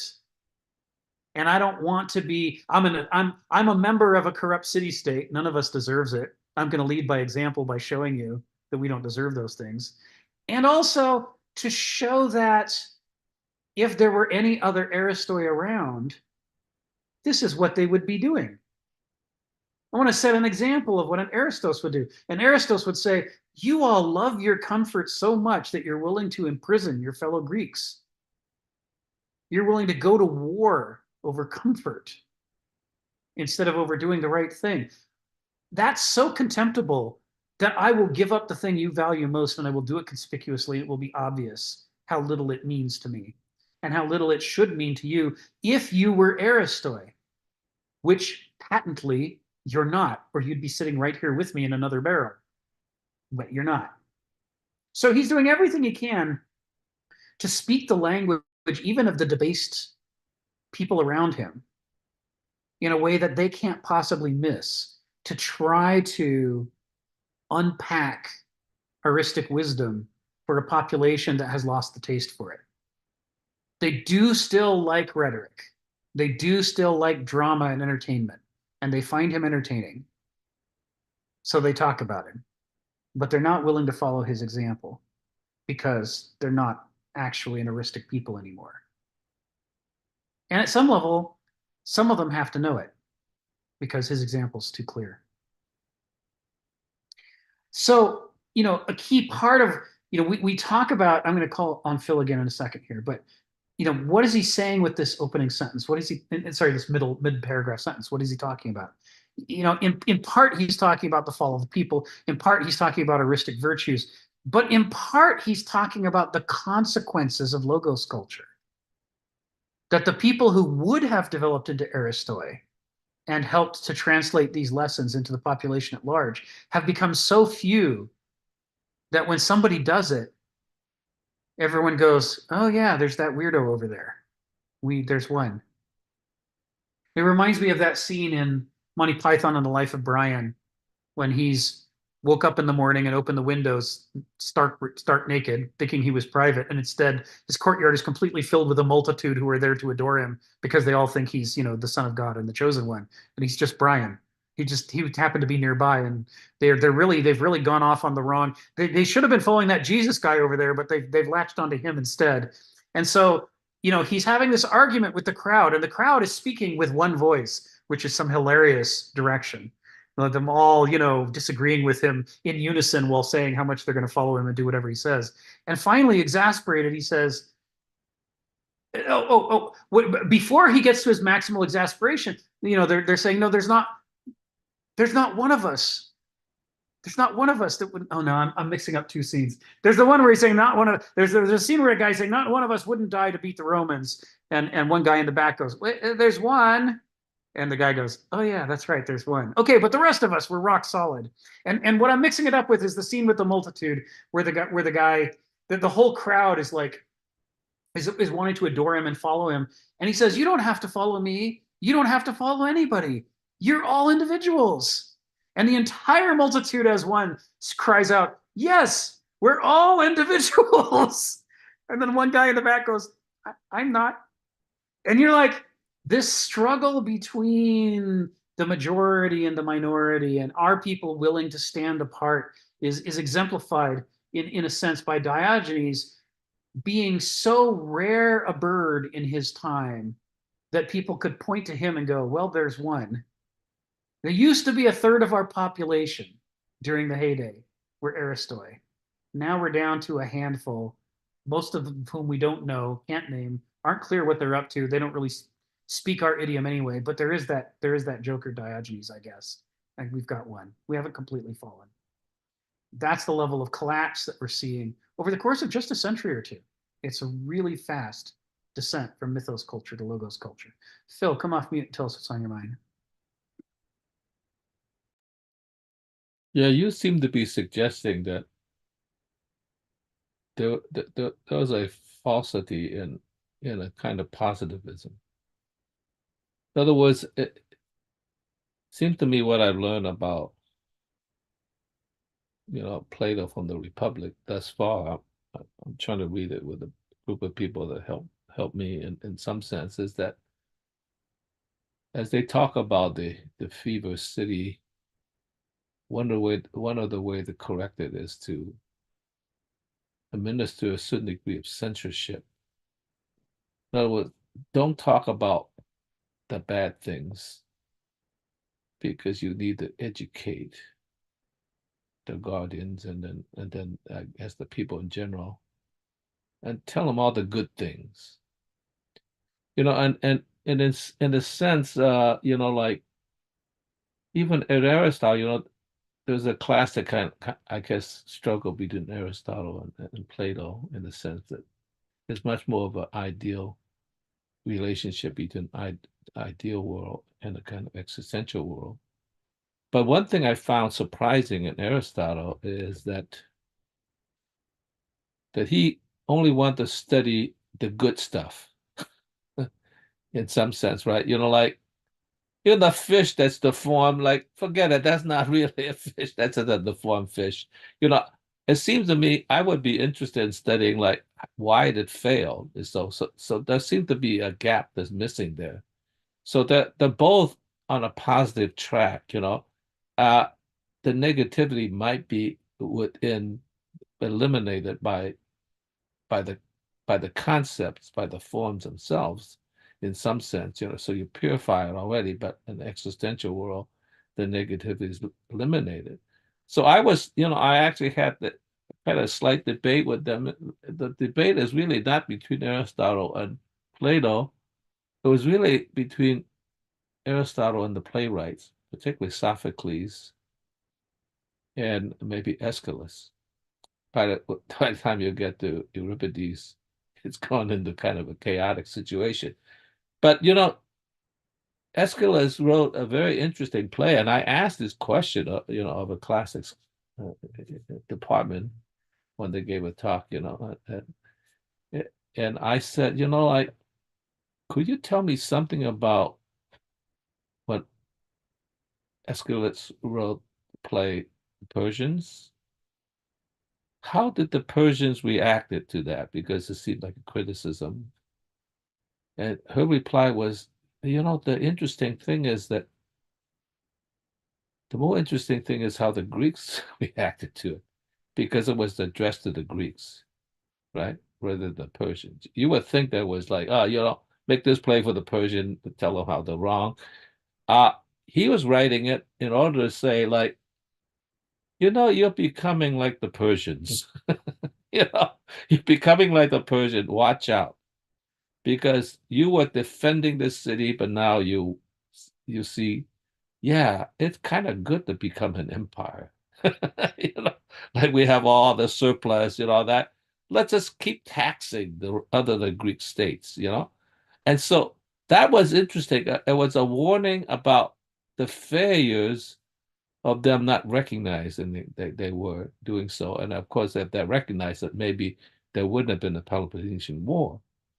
But so that was interesting. So in some sense, maybe this heading to a kind of a logical, I don't want to quite put it that way because this would be preempting them, but heading to a kind of a logical positivism, like in some sense, and not emphasizing that in an existential world, our flaws could create a lot of tragedy, And the thing about Oedipus was that in some sense, it was the mistake of the original king.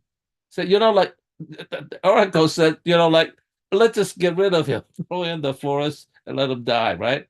And that was a mistake that was caused by human beings, like, because they outsmarted themselves. Well, let's get rid of this problem before it even manifests. Of course, when Oedipus grew up, he also made a mistake because he didn't want to kill his father. He thought it was a real father, and so he left. So it wasn't even like fate was embedded in human flaws in some sense.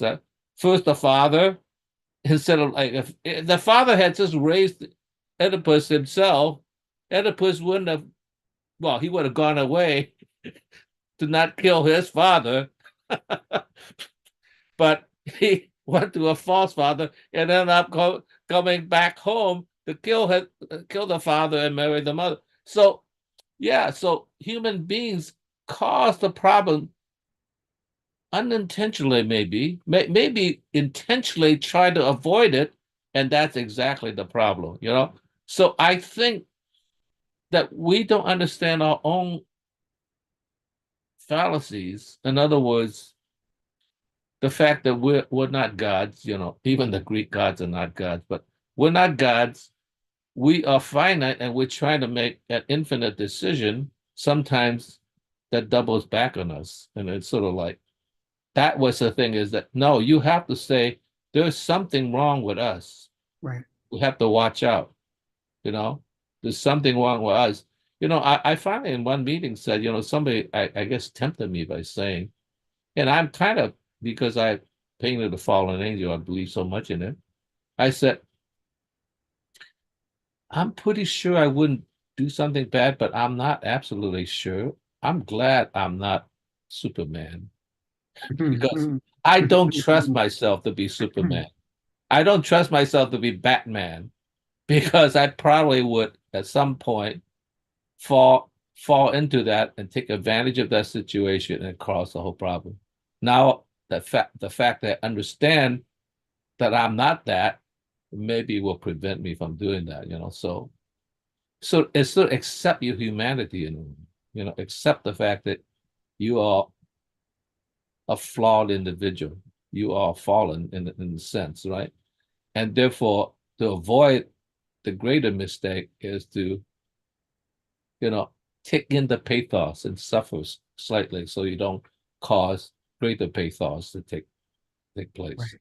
So that's an important thing to understand. So to be even more than humble is to be kind of pious about that, And I'm not sure if I'm a pious person in terms of being religiously humble.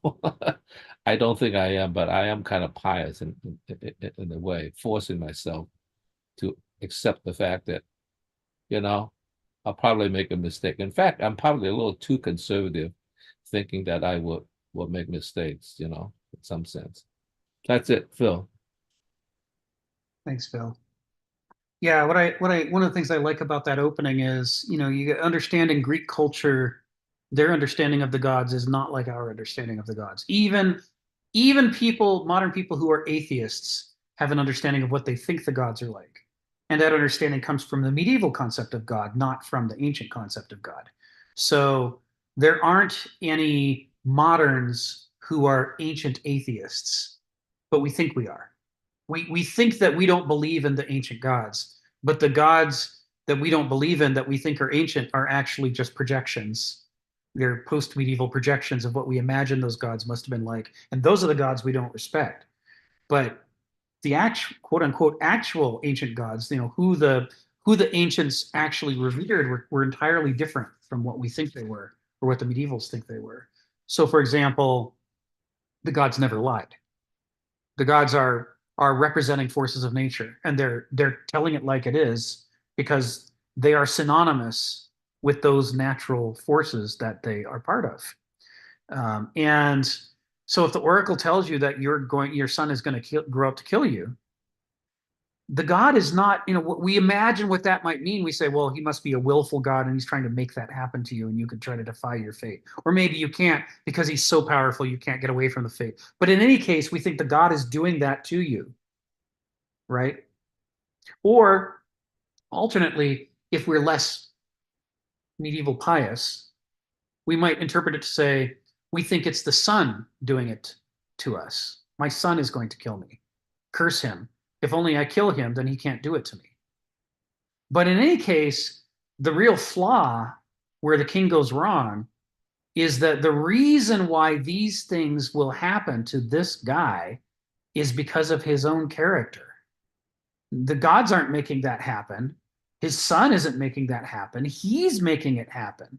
He's the kind of guy who brings misfortune on himself through his own efforts, which in an effort to disprove, he then sets about to prove by actually doing a terrible thing. He throws his son out to die of exposure, right? I mean, this is a terrible thing to do. Your son might have grown up to love you and cherish you, and then that oracle never would have prescribed that prophecy if you were the sort of person who would never abandon your son on the hillside. But being the sort of person who would abandon your son on the hillside, you're the sort of person who needs to hear a prophecy like that, but who's also foredoomed not to understand it.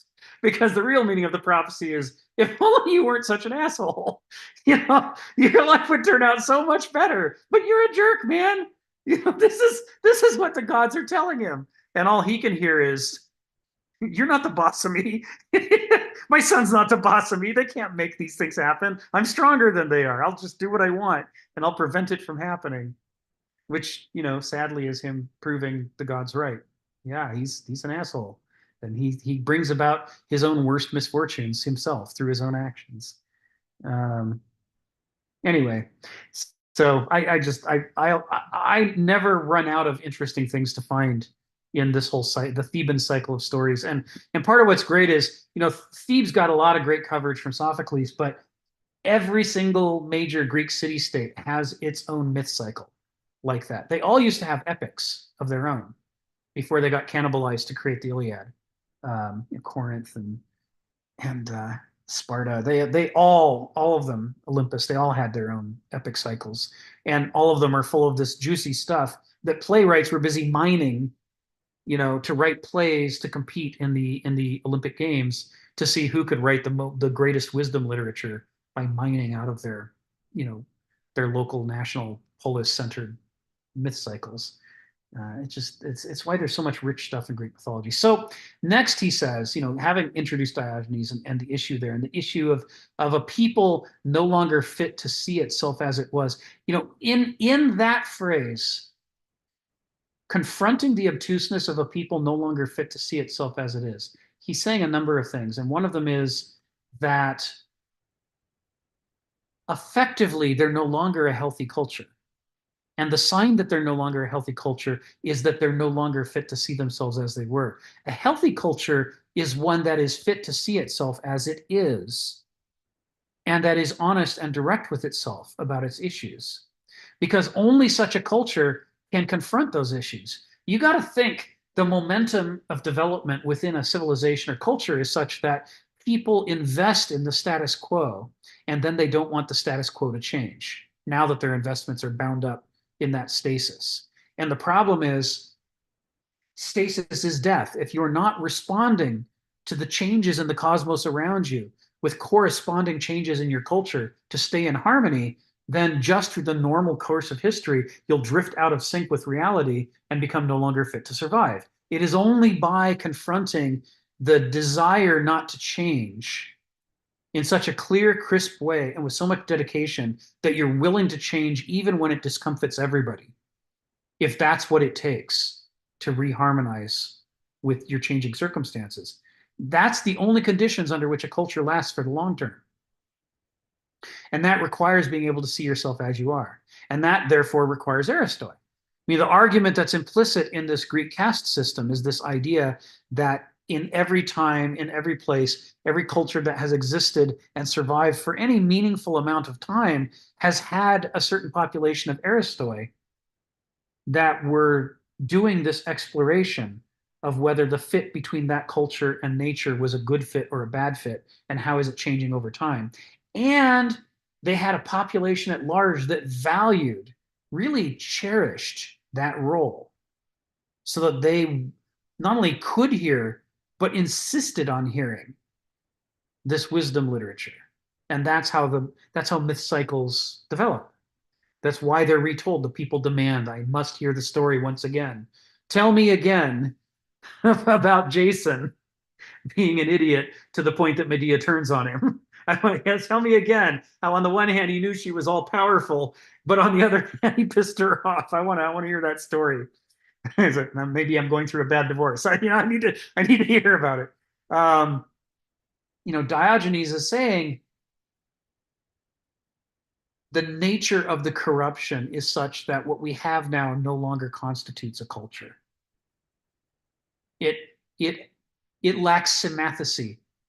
It's not in touch anymore with its surroundings enough to figure out when things have changed, and it's not willing to undergo the changes itself, the metamorphoses that are required to adapt to its new circumstances. It has become rigid and brittle in its insistence on its own comforts. And that is all it takes to be no longer fit to survive as a culture.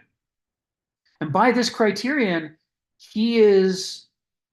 Diogenes is not only condemning his own culture and himself by extension, because that means he's a failed Aristos. He didn't do his job. He's also condemning us. He didn't know he was condemning us at the time, but his exact critique applies directly to us. And we don't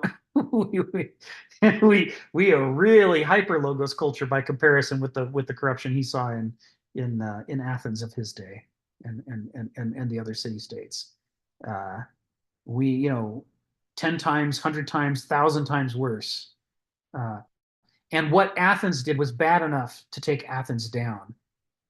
So if it's 100 times worse for us, what are the odds it's going to take us down? So this is it's in these sorts of analyses that Kenneth Smith is going to bring out his critiques of the medieval epoch and the modern epoch. And he really thinks and works over the significance of these critiques, trying hard to look at them not from a modern perspective, which is very hard to get out of for any of us, but to say, what would it have meant to Diogenes to be an Aristos? What would it have meant to the Athenians to be an Aristos? What does that change about the way I read this passage of Diogenes' encounter in the marketplace? What conversation were they having that was clear to them that's not clear at all to us as readers because of our change of perspective? So we'll go back to this in a moment. First Phil and then Ginny. Actually, I haven't heard from Ginny today, so why don't I do Ginny then Phil? So Ginny, come off mute, tell us what's on your mind, and then I'll call on Phil. But you got to find your mute button.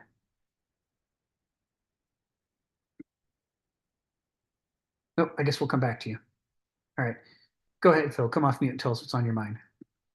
Rick, Yeah. Rick. Oh, there you are. It's Go a ahead, very Jenny. simple Go ahead, Jenny. statement that I just want to make, Rick. I would like for you to be our president, and because I think you could take America to a better place. So that's what that's all I wanted to say, Rick. I would like for you to be our president. Okay. Well, it's very sweet of you to say, but I would make a terrible, terrible president. Why do you think that?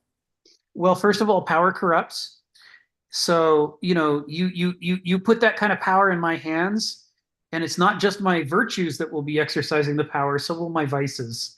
So vices that right now are not a problem because I don't have much power, so they can't do much. You give them nuclear weapons and it becomes an enormous problem. Also, I have confidence in you that you will not use your vices as vices. it's So- sweet of you to say that. But what does Greek tragedy teach us, right? All these people are hoist on their own petard in ways that they couldn't foresee. So my vices have had my entire life to figure out where my blind spots are. They're better at that than I am. The other thing is I can't function as an Aristos in this culture, partially because I'm not one. I'm like Kenneth, I'm sort of an aborted Aristos. I've never played this role in the world, so I wouldn't be good at it for that reason. But also, I keep harping on this issue of an Aristos can't be an Aristos unless he can speak the idiom of the culture. And that requires both that you not be out of sync, and I'm way out of sync with my larger culture, but also that there is a culture there that speaks, that has shared values and principles to be appealed to through the myths. And we don't have one of those. We have an anti-culture by Kenneth's critique. So I think anybody who becomes president has a thankless job. They're not going to be able to accomplish what we hope they could accomplish, even if somehow they were immune from the rule of tragedy. Well, you're imparting all your wisdom, and you're doing a thankless job right now, and you seem to be handling it quite well. So No, I love talking to you guys. This is a thankful job, not a thankless one. This is a good role for me, you know, and I learn from you guys while we're talking. So this is the right level for me. But thank you for your vote of confidence. I appreciate your kind words. I only allude back to tragedy because this is chapter 4 on ancient civ, and boy, it ain't the ancient perspective unless you got tragedy in one hand, always ready to measure against the situation. I'm confident I could easily squeeze a tragedy out of being elected president. Maybe I'd get stressed and I'd get bronchitis and die from breathing problems. It might be as trivial as that. We'll see. Hopefully we won't see. Anyway, Phil, come off mute. Tell us. Well, did you just see? I just read in my Martin Luther King Jr. just passed away at the age of 62 of cancer. It's a terrible thing. Yeah, so young. So young. Yeah, this is Phil. You might be stillborn, but you're still present. So instead of being president, I support your just mere presence rather than president. Okay. So yeah, friend. So I like friend as an office. Let's go for that one. Okay, so I was going to talk about. I am going to talk about the myth of Sisyphus. I've become deeply embedded and sort of into a greater depth about that. You know, of course, we all know that he fell in love with his own image, you know, his own reflection in the water. And, you know, my next stage to that was to really take a look at concept of reflection, you know, or representation, reflection. That's not the real thing, you know, because reflection is just an impression, you know, a phenomena that you experience. It's not the thing itself. Reflection is also deep thinking. That's a second thought of reflection, to reflect upon the appearance of things to see how it's related to the real thing. The third thing stage, and I just sort of learned about this, and it's sort of very interesting thing, is that the problem with Sisyphus is the reflection became so real that it was objectified. So it became real. The representation become as real, if not more real, than the real thing itself. And so therefore you could talk about the objectification of our thinking and our thoughts as an existential thing. And so that creates, once again, this sort of confusion in the relationship between the idea and the thing in itself. Once again, I talked about the equivalent signs. And as long as the reflection remains a mirror image, then in a sense, it's far away from us to a certain degree that we go reflect upon. You know, think about this distant thing. We might have to use binoculars to look at it and contemplate it. But when it becomes objectified, it's right there. Every morning you go and shave, and there you are. And the objectification is a problem that we face because we have, in some sense, this sort of buffer zone between us and the real reality. And we have to deal with this reflection, which is somewhat removed from us. And we can only access it through a deep contemplation. But when we bring it right near us, it's like, yeah, that's it. That is so real that in a sense we made this mistake of objectification. And objects are very real to us. In fact, I'm looking at my lamp. It's like, oh, that's a real lamp. Right? That's not an idea of a lamp. It's not a drawing of a lamp. It's a real lamp.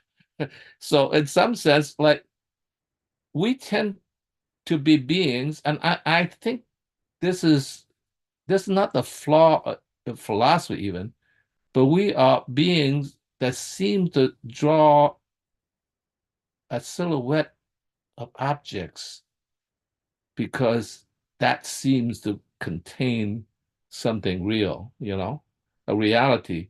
And that objectification is something that in some sense, I guess, allow us in part to have something like painting, We could draw like a real leopard, we draw whatever, but we know, well, in fact, I did, an artist, what's his name? I forgot his name. Magritte,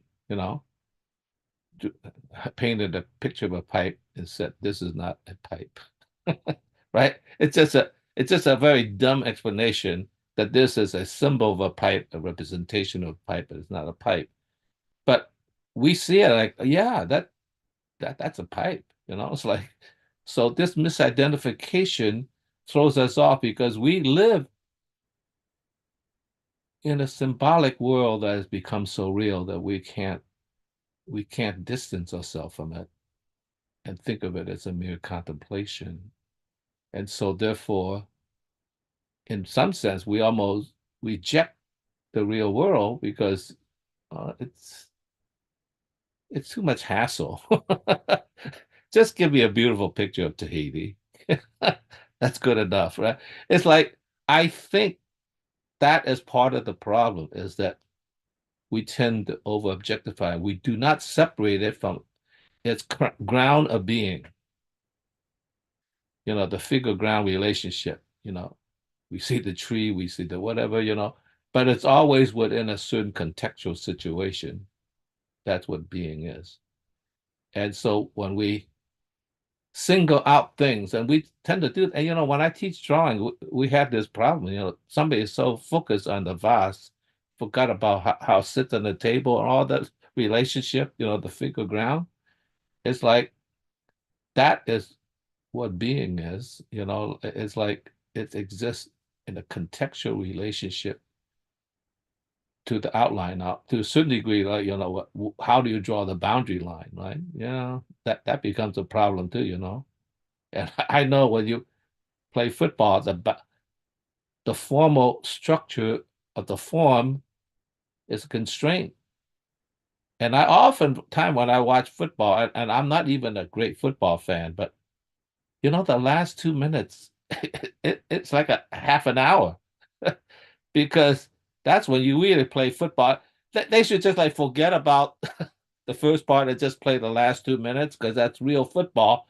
Because you throw the pass by the sideline, the guy catches it, falls out of bounds, stop the clock. It only took 5 seconds, but it's like, that's like 10 minutes worth of football right there. It's like, how come they don't do that at the beginning part of the football so much, Somebody might get pushed out of bounds, like they stop the clock, but why don't he just catch it and fall out of bounds? That's like you want more gain at that time.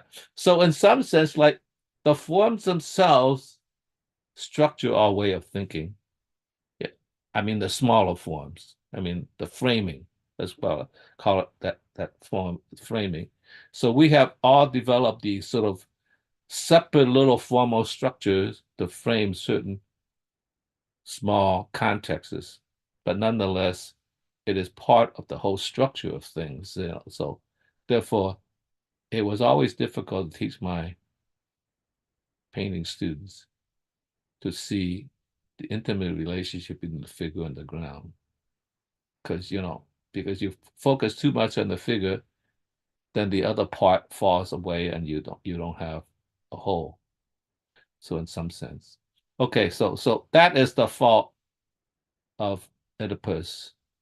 Not that he sees the reflection. That's fine. Just remain just a mirror image for contemplation. But when it become objectified and he fell in love with it, good thing he didn't go and try to hug it and end up drowning. Okay, that's it, Phil. Thank you, Phil. Stephen, tell us what's on your mind.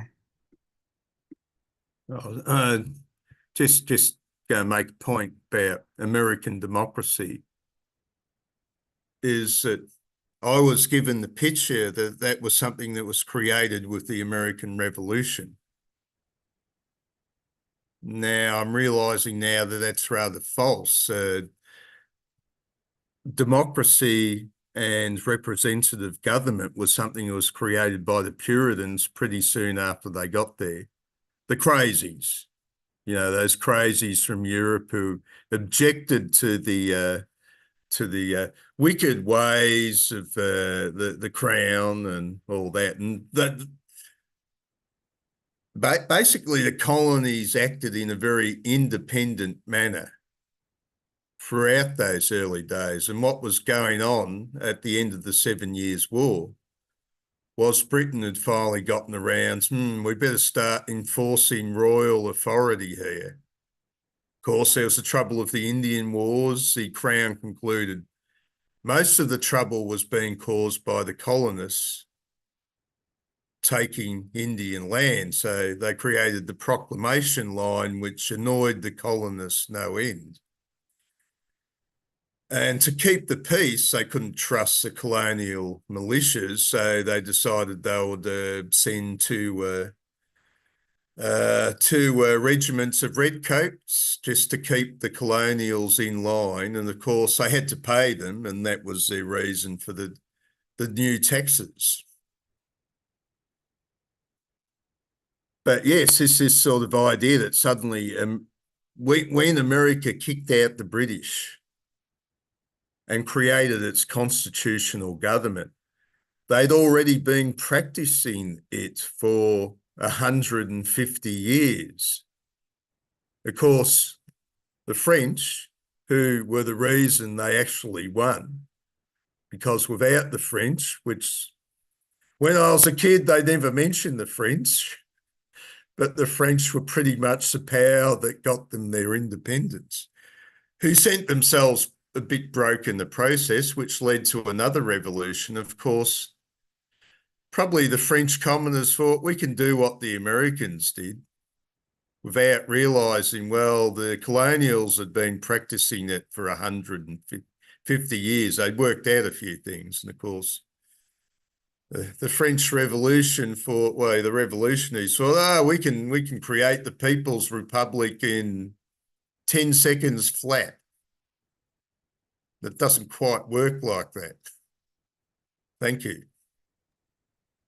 Thank you, Stephen. So we're going to do something amazing today. We're going to finish paragraph 9 and paragraph 10 and be done with section F. And I'll tell you why I think that's going to happen. Because the next 3 sentences, well, 2 or 3 sentences, depending on how you count them, of paragraph 9 are things we've already covered extensively. I'm just going to narrate them real quick just to confirm, but I don't think there's any surprises here for us at this point. If moderns know the Greeks at all, it is as fellow intelligences in the reduction of the world to regularized, scientized order, right? We've talked about that. And that fits with Narcissus, Phil. Thank you for bringing up Narcissus right before we get to the sentence where moderns are, feel flattering themselves by looking back at the Greeks and going, oh, how beautiful the Greeks look. They look like us, which of course is beautiful. Then he writes, the Greeks did indeed precede us in the cult of rational intellect. From the beautiful illusions of Dionysian myth, the Greek rationalists, Parmenides, Socrates, Plato, ran eagerly to the austere delusions of the Apollonian logicist mind that naively confuses laws of logical validity for principles of actual existence. And of course, when he juxtaposes Dionysian and Apollonian, he's quoting Nietzsche, right? This is Nietzsche's critique. Nietzsche doesn't start out here. Nietzsche starts out as a dedicated. Well, he used the phrase Apollonian with an I instead of Apollonian with an O. But he started out thinking Apollo was the hero, and then the longer Nietzsche writes and philosophizes, the more he comes to see this problem with the Greeks, that they were in balance, they were in harmony between the two sides, and that the Dionysian that was being suppressed wasn't the enemy that he had thought at the beginning of his philosophical career, but was rather, the critical missing ingredient in adding experiential foundation to reason. And that as the Greeks gave that up in their pursuit of hyper-Apollonian philosophy and culture, they destroyed themselves. They effectively made themselves unfit to survive. So there's a bit of Nietzsche hiding in that. But otherwise, I think these two sentences, by this point in our discussion, are well established. And that's why I think we can go on to the final paragraph of section F, paragraph 10, which is this. And this flows right out of that. It was this cult of abstracted thinking, not Heraclitus or Aristotle's far subtler philosophizing. And I'm going to interject here, and in honor of Donald's appreciation of Plato, I'm going to add in a parenthetical that Kenneth might argue with the specifics of, but he wouldn't argue with the general intent of, which is likewise, when medievals and moderns latch onto Aristotle or Plato, we only take the parts that look to us like abstracted thinking, and we fail to see the parts in what we're doing that are subtler and more experiential than that, because we can't recognize that part. So Plato, for example, might even be a whole lot less of a rationalist than he was taken as by the medievals and by moderns. He might have been a more balanced Aristos. Kenneth calls him an Aristos. He says he's an Aristos. So there was this other dimension to him. It's just that by the time he reaches us through the medievals, he's been largely interpretively purged, shall we say, of the experiential side.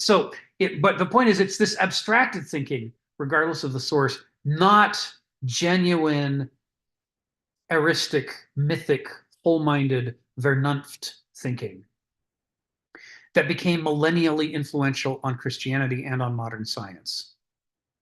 We looked, and irony in this, before we go on in this paragraph, is that Diogenes and other contemporary culture critics of the Greeks couldn't have made it any plainer that they felt that the part that we were imitating was the disease and not the health of the ancient Greeks. I mean, they were as boldly and directly, in a way that's really uncomfortable for us, they were basically saying, this sucks. We suck. We're doing it wrong. Nobody in the history of the world should ever follow our example. They should be like we were a few generations ago and not like we are now, because we suck. And we looked at that and said, I don't hear what you're saying, Diogenes, because what I see looks beautiful. I want to be exactly like that thing that you're saying is terrible and sucks. So we're going to embrace the hyper-Apollonian, hyper-noetic, late Greek, approach to life. And we're going to treat as obscure and confusing the earlier archaic Greeks, right? And we're always dividing the Greeks into the classical and the archaic. And the archaic is those weirdos that we don't understand. And they were probably primitive in some way. They didn't really understand how to be Greeks. Not until you get to the intellectual Greeks. Those guys, now that's being a Greek. That's their classical era, their high period. But that earlier stuff, it's archaic. And it's hilarious that we consider archaic to be an insult, because archaic means they were paying attention to their goddamn archai. They were in touch with their principles. It's right there in their name. The later classical Greeks lost touch with their principles, which helped to lead to the collapse of their civilization. And we look at that split and say, yeah, archaic means old and obsolete and old-fashioned, and being hyper-intellectual is the road to success, and we will totally become those people. So this is what he's saying here at the opening of paragraph 10, is there is this horrific irony that we're being given as clear an object lesson as the Greeks could give us about what not to do.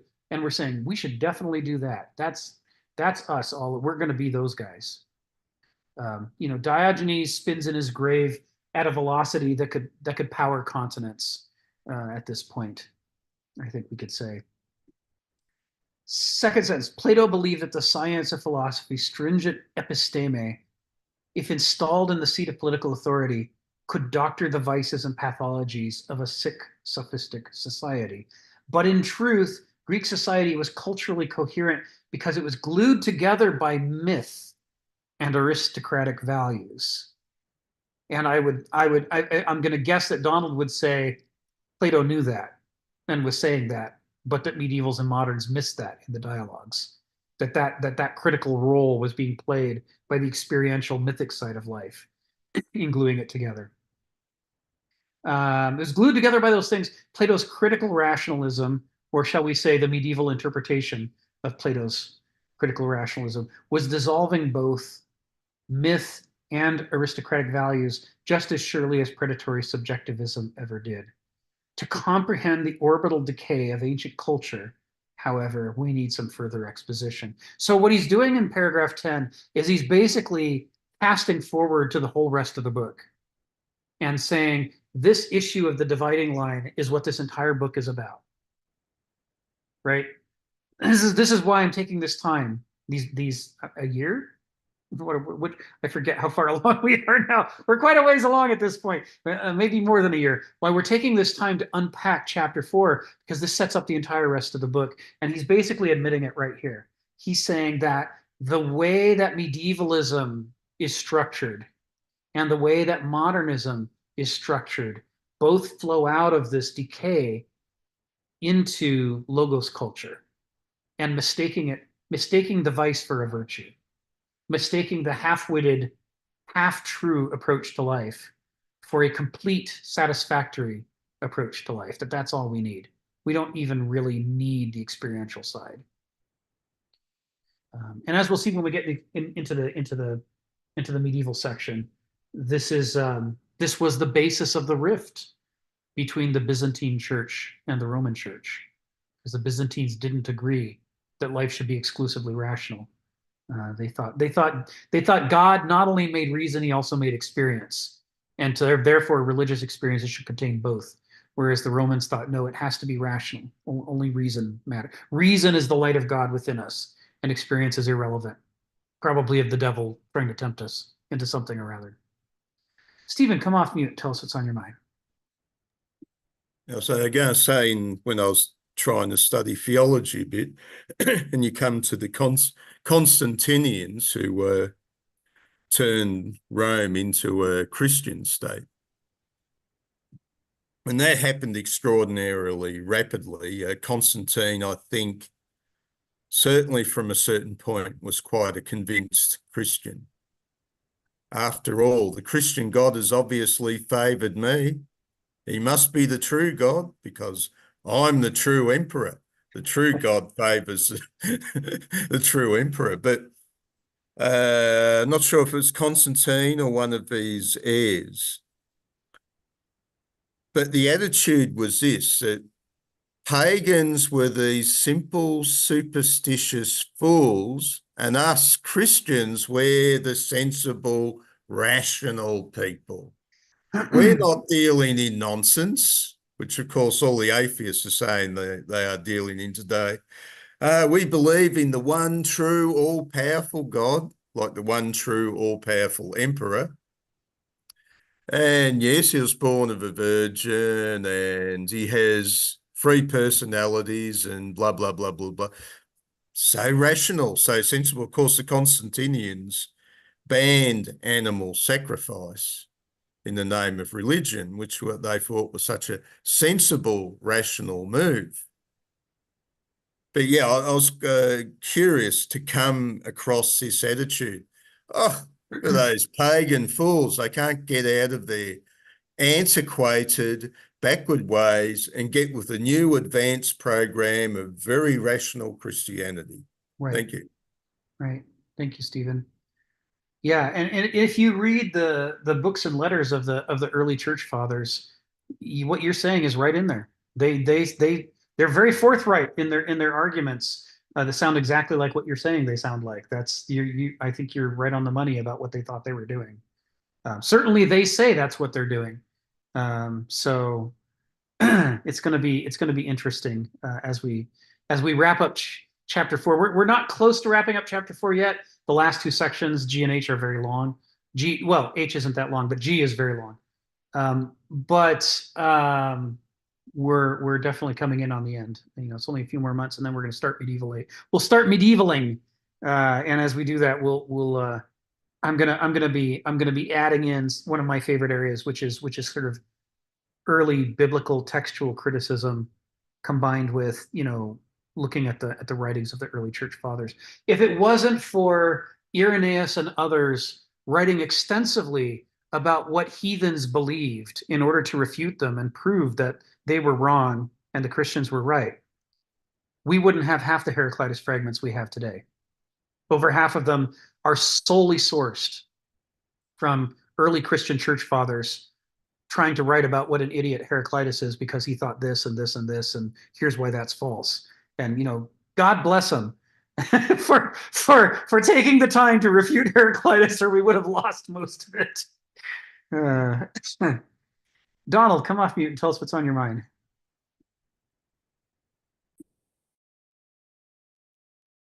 Well, I guess as we get here to the end, I'm not going to disagree with your. I think what the medievals did to both Plato and Aristotle was you're dead on. But if Socrates and Plato, you know, single-handedly collapsed classical Athens, one, Socrates was dead, and Plato was far too young. We're getting events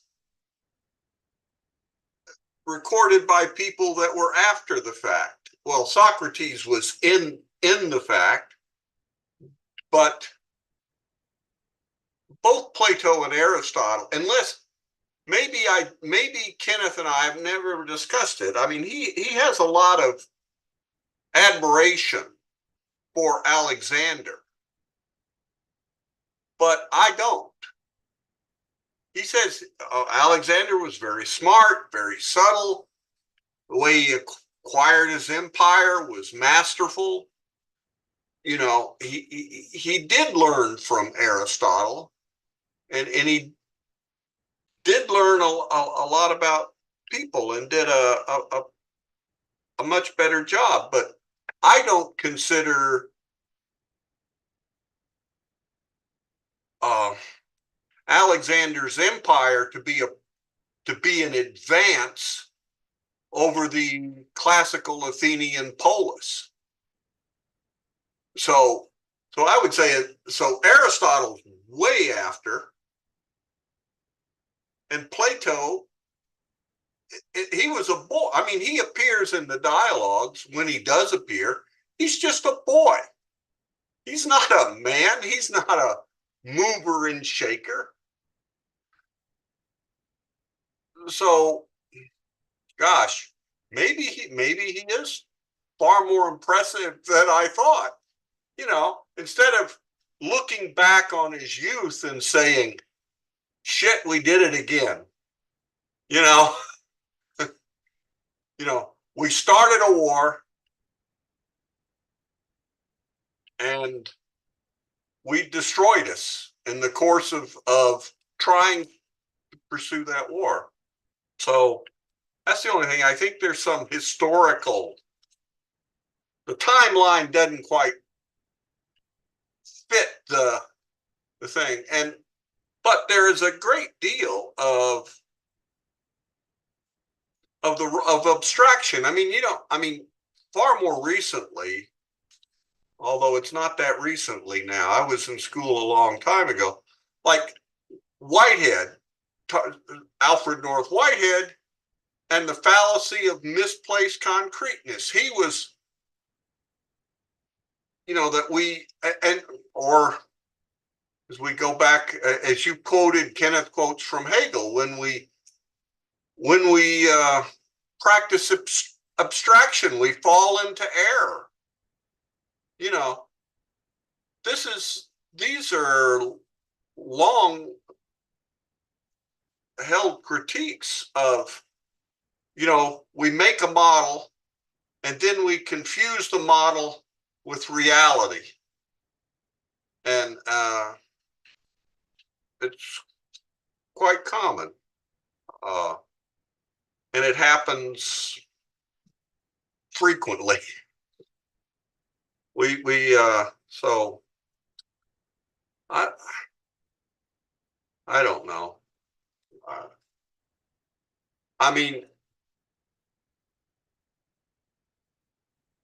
I've forgotten too much about Apollo. I even differ a little bit, I think, on Apollo. Apollo, and I'm not sure about all the symbolism, but he's always, maybe I could demonstrate. He's always shown with his hand in his gown, partially pulling it out, because he is the revealer, the shower. He's considered Nietzsche, the noetic versus the gnosis, but he's also one that opens up and shows things, demonstrates the way things are, And one other thing about Plato, and then I'll go back to sleep or whatever, is there's so many in the dialogues that the ones I like,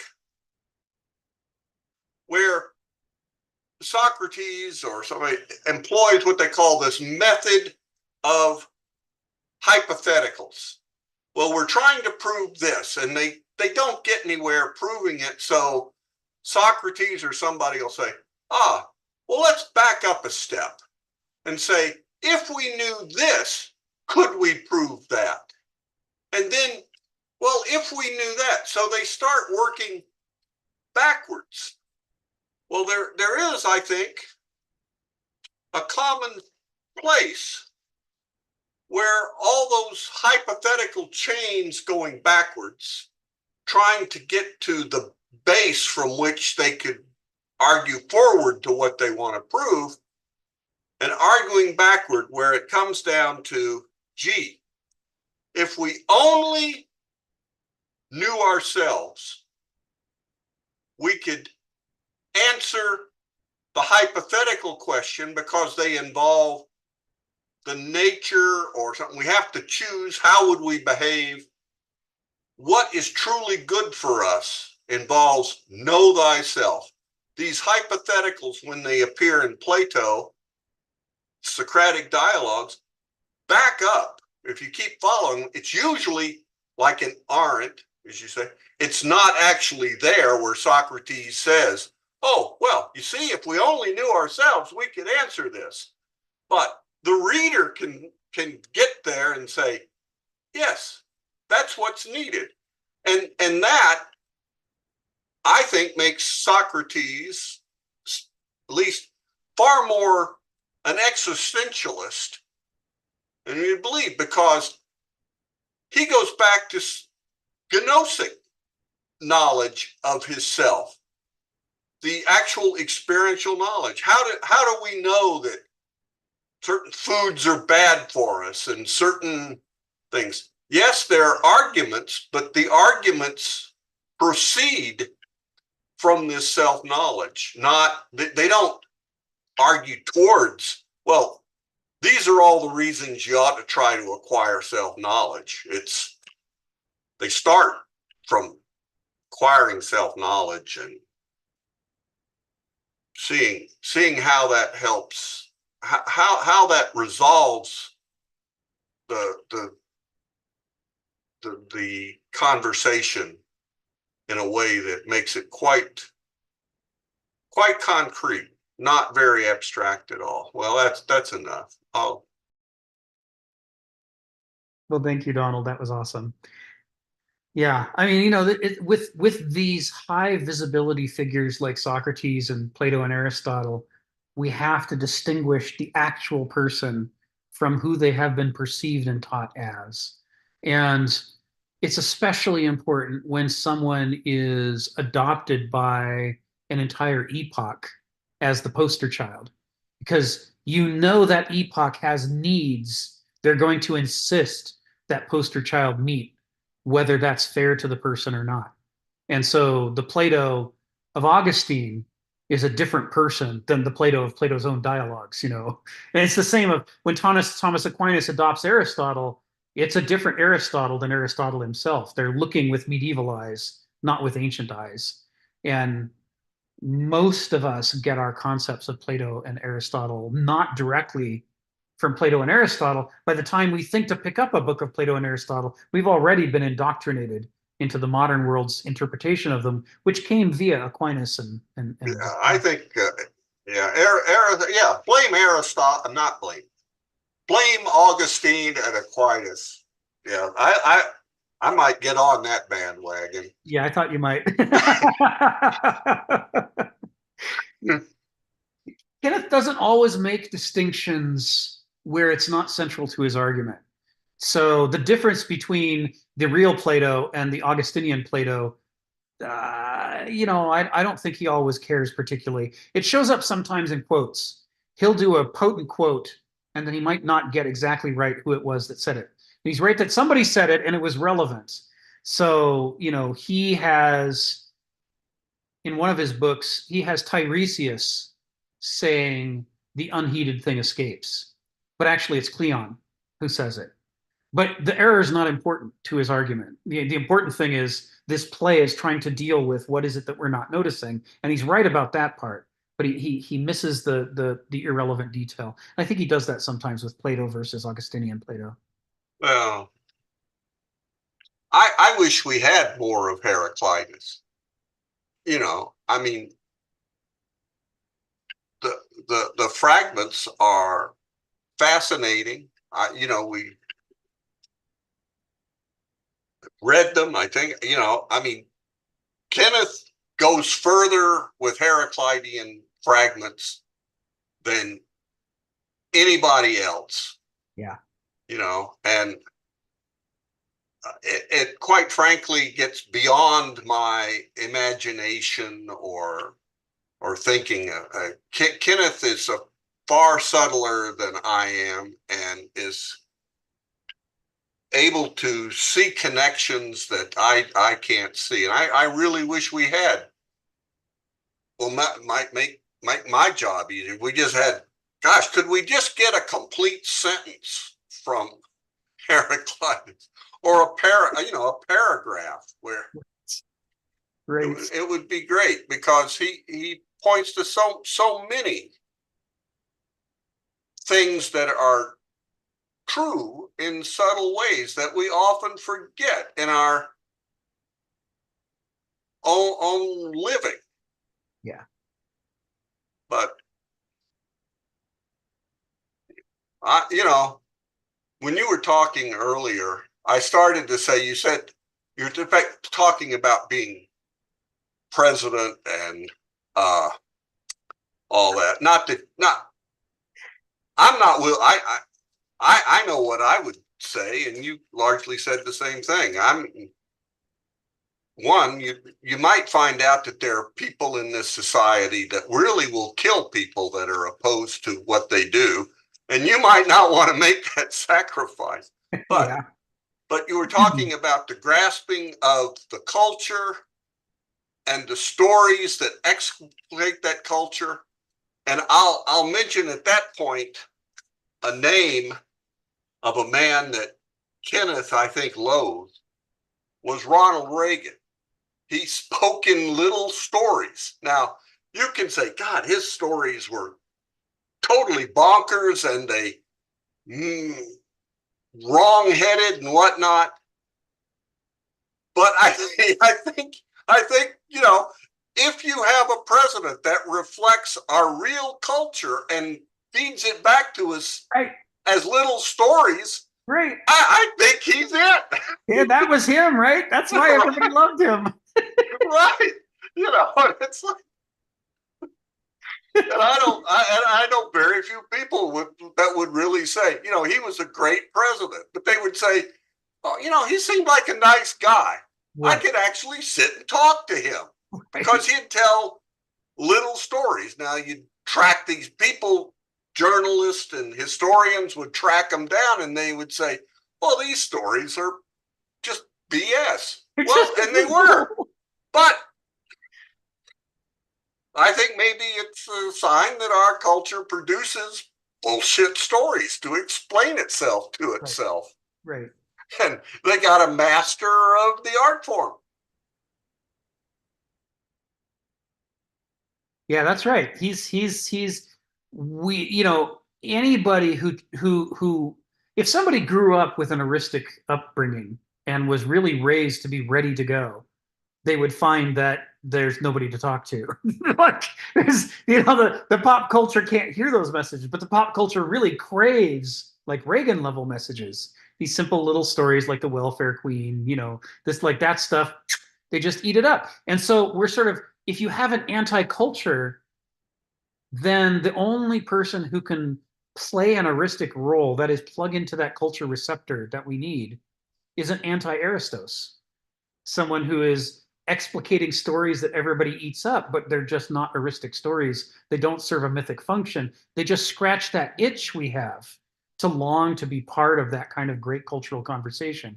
Well, it didn't scratch my itch, but the majority of people, it scratched their itch and they voted for him. And that's how that goes, right? So yeah, I would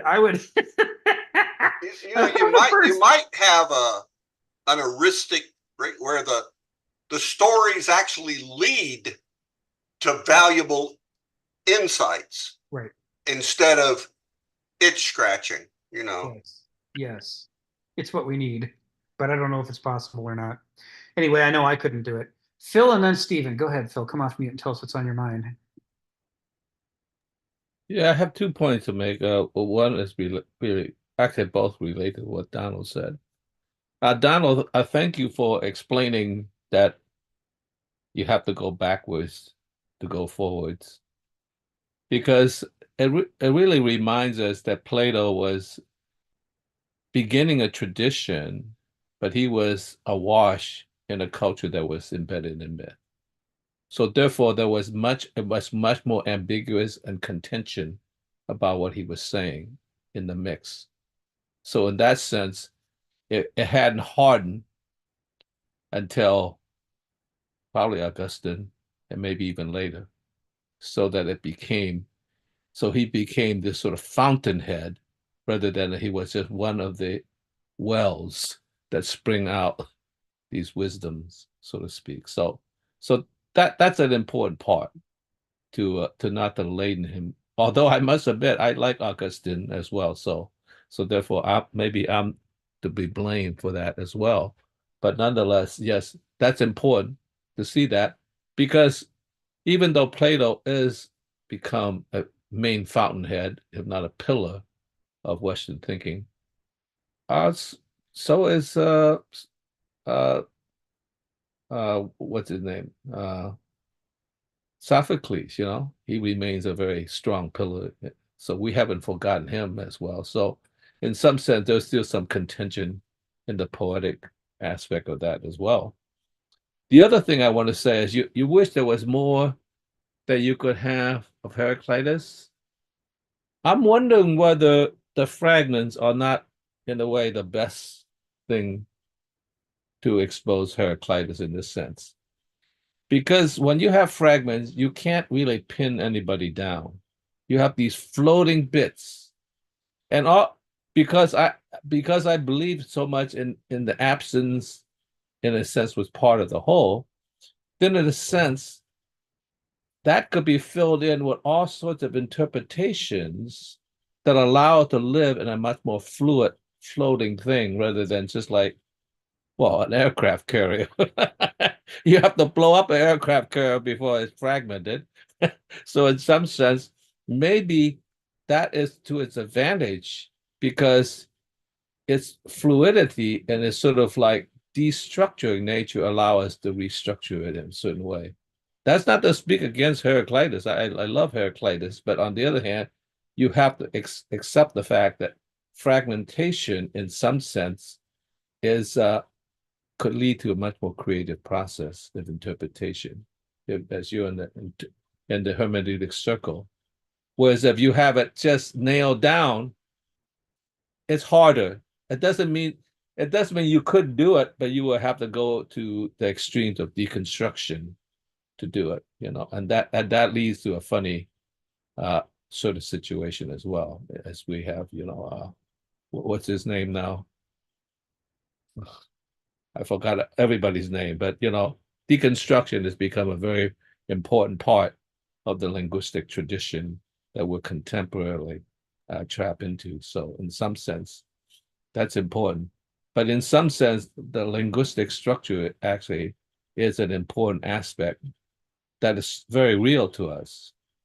I remember there's a Slovenian, I guess, philosopher, Sajak, who somebody asked him, like, aren't you afraid of the military-industrial complex? He said, no. They should be afraid of the poetic linguistic complex, which brought about the color revolution that, in a sense, deconstructed the military-industrial complex. So I'll just say that that's also very important. That's it, Phil. Thank you. Thank you, Donald. Thank you, Phil. Yeah, I once on a call with Kenneth expressed my regrets that we didn't have more of Heraclitus. And he says, well, how do you know there is any more? He says, everybody assumes there was this tome, this written work that was a narrative essay. He says, but you got to remember, Heraclitus is writing around just shortly after the time that the precepts, the little aphorisms, were all in vogue and had been carved onto the stone in front of the Oracle of Delphi. And he says, what if most of the time, most philosophers back then didn't write narrative works? They wrote little fragments, and then you were supposed to put them together in your head.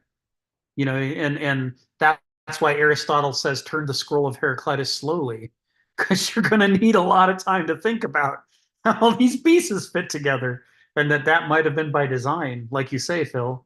Really, you're not saying Heraclitus was the precursor of Cubism. Yeah, right. Cubism. That's right. Philosophical Cubism. There you have it from Phil. We've coined the phrase philosophical Cubism to describe Heraclitus. Stephen, come off mute and tell us what's on your mind. Yeah, I was just going to say, in recent times, I have a friend who's part Arab, and they're traipsing around the Middle East now to embrace their Arabic heritage, and have figured out how vastly superior the Arabs are to those yokels, the Germans and the Anglo-Saxons, those terrible people in northwestern Europe. And, one of her complaints was, you should see the British, their drunkenness.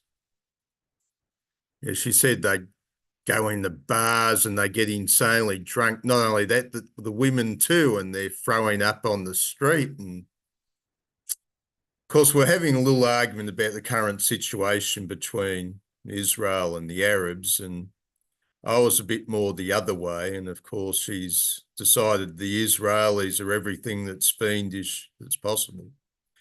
And I thought I'd screwed my friendship with her, but she ended up burning herself with a few of her other friends who started calling her an anti-Semite. And I'm not quite as, if I have an argument with somebody, I'm not ready to say, oh, well, no way, I just accept that that's part of human nature. And I was sort of trying to explain to her, well, this is just the way of the British, the way of the Anglo-Saxon, the extreme drunkenness. You have to accept that these little peculiar cultures you come across have their own little trip. And of course, I went through a period of drunkenness at an advanced age when I hadn't been much of a drinker most of my life. And I was finding things like, for example, I would metabolize alcohol at about 3 drinks an hour. Now, the usual practice is they say 1, but if you're a bit bigger, you could say 1.5. The guy was explaining to me, well, it's particularly Northern Europeans which have a host of enzymes which enable them to metabolize alcohol. And unfortunately, this is also the reason they make such magnificent drunkards. And, I was saying to it, well, don't knock it. Being an alcoholic's an experience. No way, no way, no way, no way. I'm going, no, it is. I know it's bad on many levels, but what I discovered in my experience of alcoholism, that you hit your head against the concrete in a very big way. And that is a lesson. That is an experience. That's an initiation. You suddenly see it's not the most pleasant awakening, but it is a type of awakening. You suddenly realize that a lot of the fanciful little ideas you had in your head are only so much. And, well, you have to think that these Northwestern Europeans go through this initiation, a lot of them, if they can get off the alcohol, well, but they've discovered that life isn't all the little pretty pictures they were taught when they were in the crochet. This is the drug. The drug is an artificial experience of life. It's an artificial way of coming up with the grip of reality. Because, people don't understand this. They fail. I think alcohol teaches you this, existence is a much more complex thing than it looks. We're looking through the world with rose-colored glasses that suit us. And it's probably useful to be that way, or you'd be easily discouraged. You need a certain amount of happiness. But yeah, obviously most people don't realize what this alcohol trip just on its own, is a far more complex story than they're imagining. You got to remember, these Northern Europeans have spent a few thousand years associating with alcohol to the point where it's changed their genetic nature or whatever that is. The people who couldn't survive the alcohol died. The people that could survive the alcohol during the winter months, when there were foods which became alcoholic, or even drinks, it was a source of energy. It was a source of bacteria-free energy through the winter months. And it's not a very good source of energy, but it beats having none. So, yeah, don't be so prejudiced against alcohol. Yes, it is a bad thing, but there's a lot more to it than people imagine. Thank you. Thank you, Stephen. I want to add something to that. I basically agree with what you're saying. Many of my worst experiences as a child were caused by the alcoholism that had our family in its grip. But also, as you say, some of the most important formative experiences of my life were caused by people being alcoholic around me, not just in negative ways, but the way it opened up their minds to things that other people wouldn't consider. We were outliers, and that's part of the recipe for how we ended up being weirdos. Was the ability to see outside of the standard orthodox perspective of modernity. That's aided, if you have transformative experiences. You will be the Addams family, were you? Right. Yeah. Right. Addams family, classic example. So, I'll just add as a little parting bit that there's some really interesting research into pre-Christian pagan Anglo-Saxon culture that's been done in the last 40 years. Some of it's showing up in little books from anthropologists and so on. And one of the things that they concluded is that, we sort of have heard about cultures that use hallucinogens in sacred rituals in order to dilate their minds and make it possible to be receptive to ideas that during the rest of their waking hours, they're not, and that this acts as a creative fountain for those cultures. And we've sort of basically discovered that the ancient Anglo-Saxon cultures, and maybe the Germanics generally, did that with alcohol. Alcohol wasn't merely used as a substitute for water the way it was in the later Middle Ages. It was also frequently used in borderline sacred rituals that kind of cemented the community together. So an example of that is, how do you keep asshole braggarts from rising to power, especially if you're a heroic culture like the pagan Anglo-Saxons, where it's very focused on military prowess? Well, one of the things they used to do is they would have these big dinners where everybody had to talk about the things that they'd done for the community, to serve the community, and what were they promising to do in the future. And before they were allowed to participate, they were all made roaring drunk. It was an essential component. First, you get them really drunk, and that what it does is it lowers the cleverness of their self-defense and rationalizations. And now you ask them to talk about their contributions to the community and what they're going to promise in the future. And the people who are real jerks will lie about what they've done, right? Because they're not as clever as normal. Now they're just going to be expansive, and they're going to tell you all these wonderful things that they claim that they've done. And the thing that's interesting is that at this Anglo-Saxon ritual, there was a specific officer called the Thule, Thyle, the Thule. And the Thule was somebody who knew everybody. He knew them all. He knew their lives. He knew their grandmothers. His job was to know what happened. And at the ritual, when people would brag and they'd lie, he would do that thing that the Celtic satirists would do, where he would deflate them and call them liars in front of everyone and say, actually, you wet your pants and ran away. You didn't defend the king that day. If it hadn't been for these other guys, the king would have died. You're a braggart. You can't be trusted. And it was his job at the ritual to be the guy to puncture the lies, but to let the truths go by. And the result of that was that people who were dangerous to allow in positions of power would sort of blunder publicly and be shamed. And then the rest of the community would be less likely to assign them positions of responsibility. And whereas the ones who were humble about their accomplishments, but forthright, and who made modest promises that were believable, the Thule wouldn't puncture them. And those guys would rise in standing as a result of this alcohol, ritual that they did. And then they would be more likely to end up in positions of authority. So the alcohol was being used in a really intentional way to compensate for a serious problem that human beings have, which is the tendency of asshole jerks to rise to power. And without the alcohol, they couldn't have pulled that off. That was their tool that they used to do it.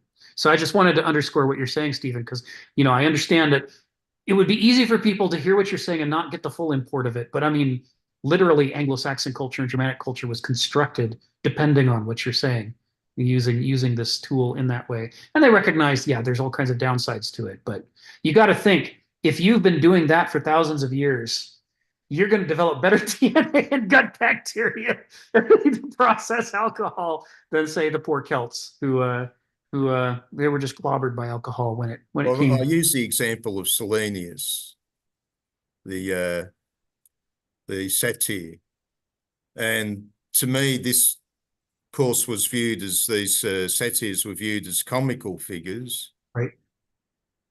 And the image seems to have been of drunkards, and this is essentially what Selenius was. But to discover a certain type of wisdom, Midas or whoever had to go and ask Selenius.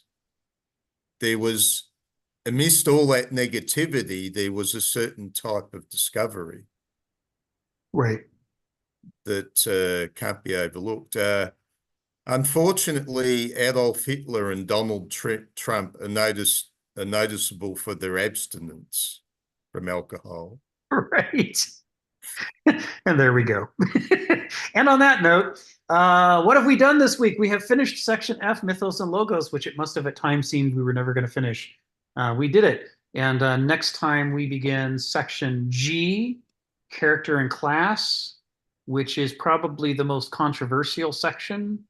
It's And, pretty hairy. Yeah, I'm starting to wonder about Kenneth's sanity. in chapter 4. reading that one. So this should be a real treat. I'm really looking forward. It's the longest of the sections. It'll take a while to get through, but I think it's going to be a lot of fun, and we'll have some stimulating discussions about it. So I had a great time. Thanks, everybody. Thanks, everybody.